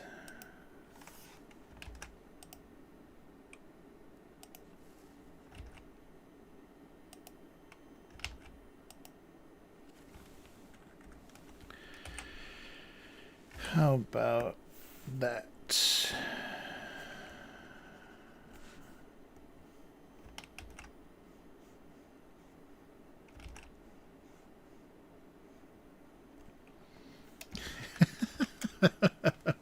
Okay. All of that for this. Yeah, right? Yeah, they changed their mind.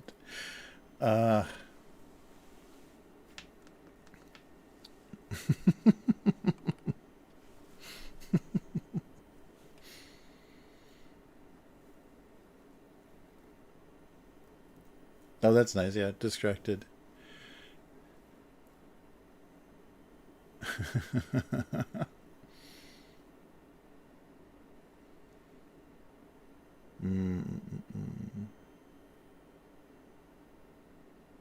Oh, chalkboard would be funny too. Yeah, that's true. A suicide note on chalkboard. All right, I think that works. What happened down here? Jesus. Okay.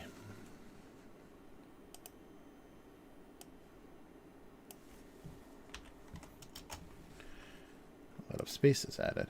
So they were comfortable with the idea of the suicide note being so permanent.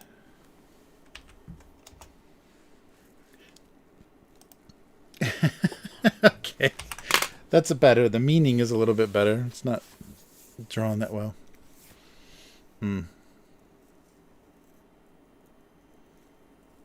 Yeah, that's true. But I just wanted things that correct writing or erase writing, and the marker will not work. Well, I guess the liquid paper would cover marker, but or changing your mind. Yeah. The freedom of writing, or the ability to change the.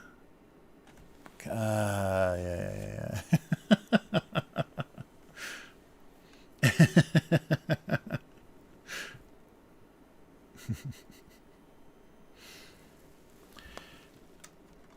Oh, well, it's a little less random than the previous image, but yeah, it might not. No one's going to know what that little bottle is. Oh, well. Oh, well. Yeah, I guess I could have left the glue stick and just crowded in some kind of office supplies. Okay, they were uncomfortable with the idea of the suicide note being so permanent. Did I spell that right? We'll never know. Come on.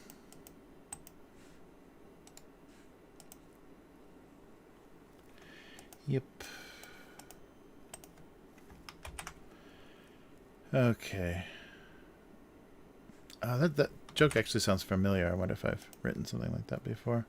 And once alone, the last donut hole no longer feared the risks of dunking. Bravery in the face of drowning by coffee. Yeah, it fits the new year so perfectly. Yeah. Come on. Go away.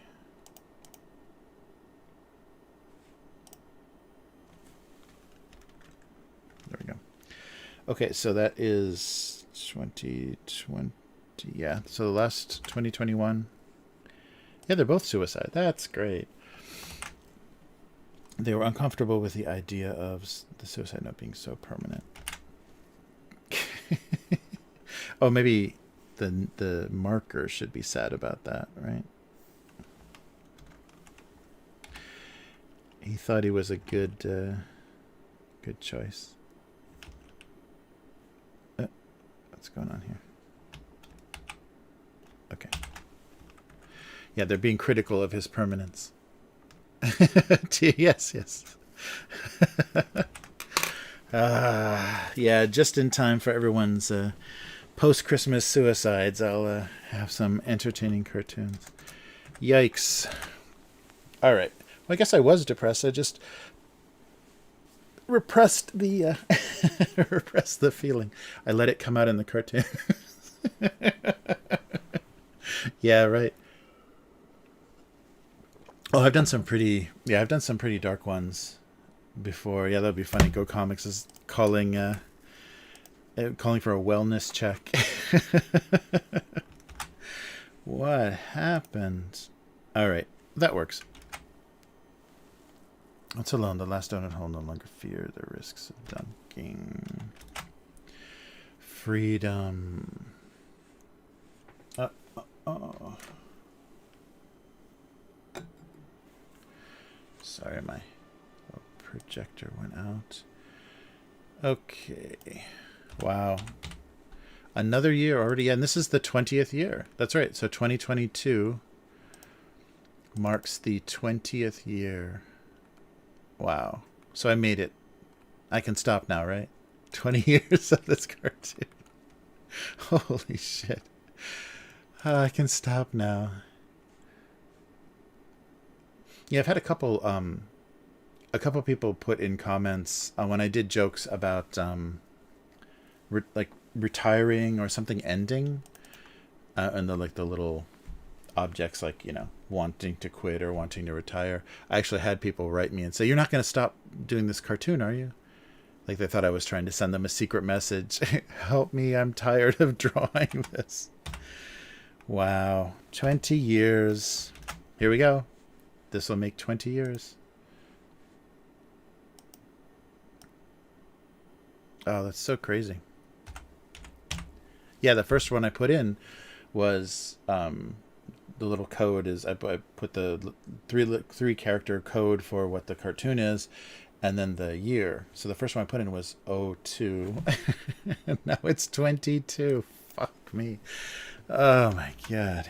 All right.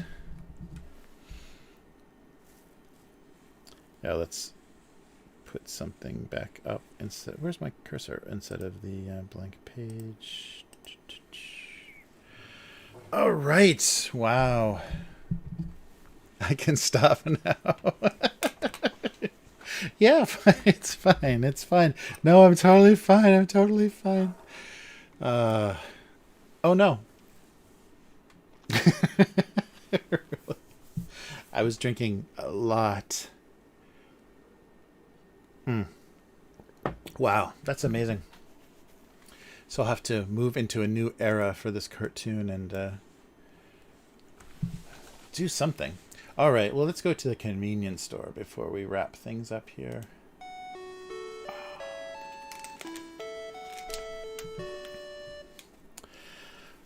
All right. Are we still good? It's not snowing in here, is it? No, okay. All right. So here we go. So this is a little holiday type thing. So this is a little mochi snack. So kind of like a I don't know what the yeah, it just says mochi. Omochi. So there's another word for it though. But it's kind of a seasonal thing. It's like shoot.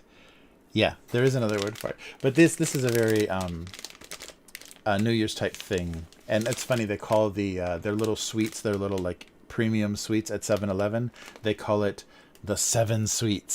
So like some kind of mythological it sounds very odd. I think they thought it sounded cool, but it sounds kind of strange. So there's only 7 of them, the 7 sweets. No, the sweets of 7-Eleven, the 7 sweets. So this is pistachio, raspberry, mochi. So mochi is Japanese rice, the sticky Japanese rice, pounded to make it very soft. So it kind of is a what's the equivalent? It's like a almost like a pie dough or something. It's very kind of a gummy, super soft. Oh wow, it's got powder. Oh, I'm over here. It's got powder all over it.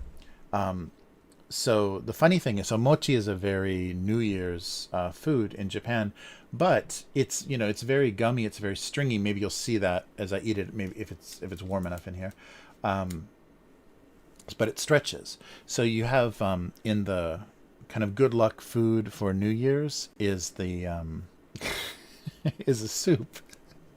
They make a soup, ozoni. Ozoni? They make a soup with mochi in it. So a piece of mochi kind of like this size in soup that they've toasted. So, or grilled, a little bit. You use toaster ovens now, but you used to grill it. And so you put it in the soup and it softens a little bit. And then when you eat it with the chopsticks, you stretch it out as long as it will go. So that means long life, right? The longer you stretch the mochi, the longer your life is.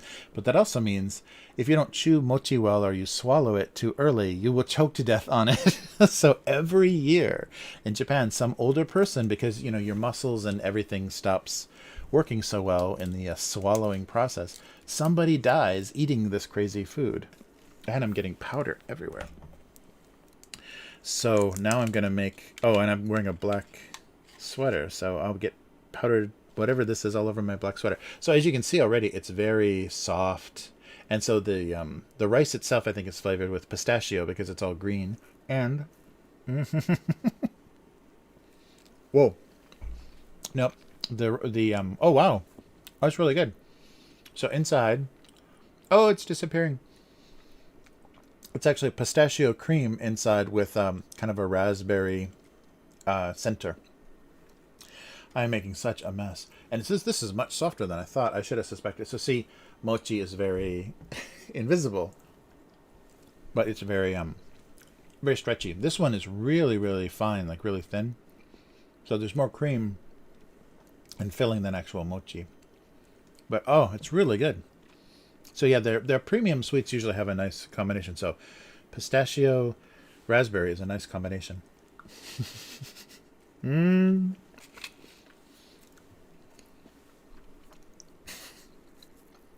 Watch me choke to death on mochi on camera. Wow. It's really good. It's a really good flavor combination. But like most of the Japanese sweets, it's very mild. It's not very strong. But that's really good. And now there is like just this white powder. I guess that's the only way they can get the mochi like out of the shape is to coat it so it doesn't get sticky. So it's coated with like flour, probably like rice starch or something, some kind of potato or rice starch. But wow, that's really good. So yeah, these I almost had the word. But yeah, these little kind of dumpling deals, these dessert kind of deals are very common.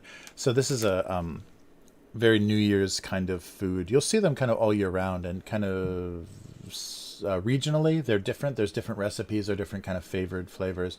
But this is a more, kind of exotic dessert combination. So more for like a New Year's, because it's just fun and yeah, nothing crazy. Yeah, very natural ingredients. Wow.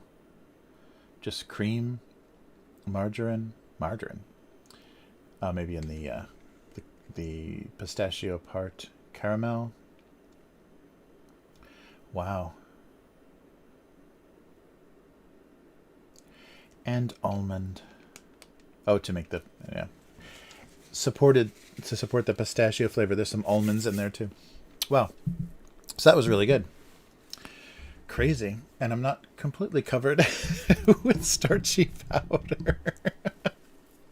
Oh yeah, I could have. That's right. I could have just committed suicide right on stream. Just try to swallow that thing whole. Yeah. So that's what happens a lot. Is older people can't chew and swallow well.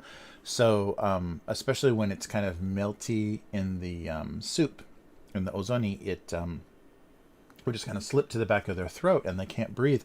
And it's not like a chunk of meat or something where like a Heimlich maneuver will just kind of force it out very easily, because it's very, it's like glue. It's like some kind of like tree sap or something, like dripped down your throat.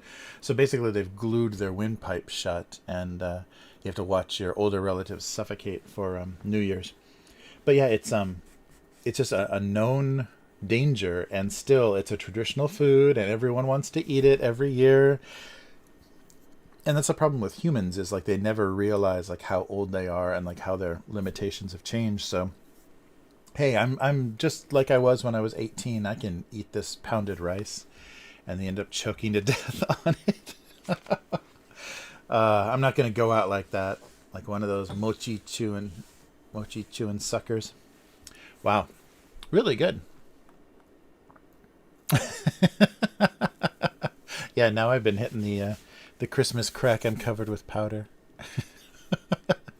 Sorry, I didn't mean to horrify you with images of elderly Japanese people choking on pounded rice balls.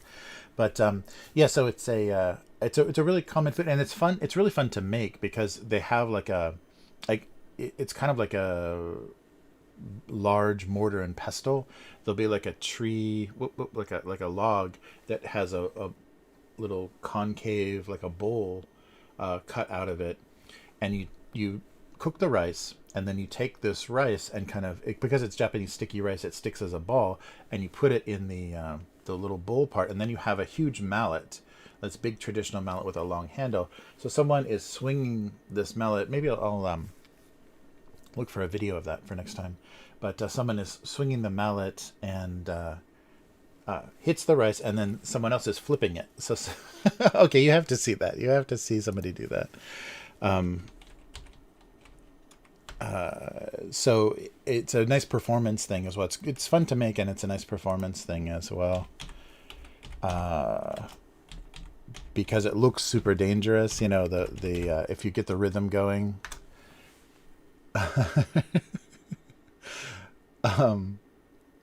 Okay, here's a green one. Okay, let's try this.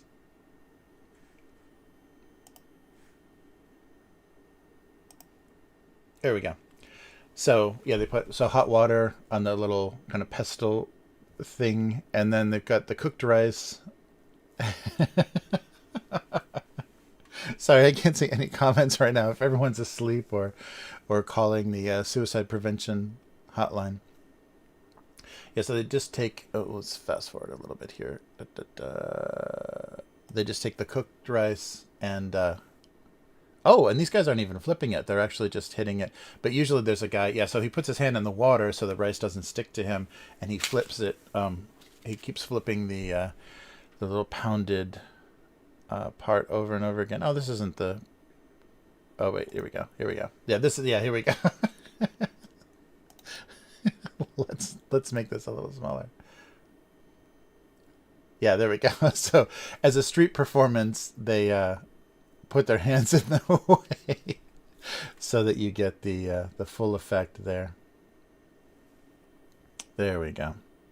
And that's, yeah, there you go. That's exactly what I ate, is just a little one of those, but stuffed with pistachio and raspberry. All right. Well, now you've seen the performance of mochi.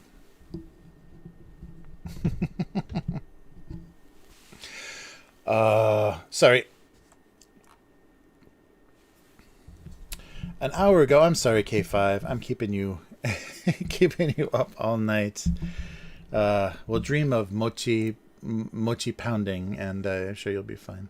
I'll put you right to sleep. Someone's hands being struck by a large wooden mallet. All right, everybody. Well, K5, you get to bed, and thank you so much, everyone, for hanging out and helping me make suicidal cartoons. Nice. But yeah, everyone, take care. And if this is your first time watching, it's usually not this dark and sinister, but abusecartoons.com is the website. gocomics.com/domestic abuse is the archive where everything is there. And soon there will be 20 years of cartoons up there. And on all social media, it's Abuse Cartoons. And this stream is archived on both YouTube and Twitch. And I will do this again next week. So see you guys after the new year. Yeah, it'll be just after the new year. So everyone, take care and Happy New Year. And be well, and I hope everything is nice and safe for you. So enjoy the holiday. So this will be the more fun champagne and fireworks holiday. So see you all again next week, I promise. And we'll do this again. So take care, everyone, and see you soon. Goodbye.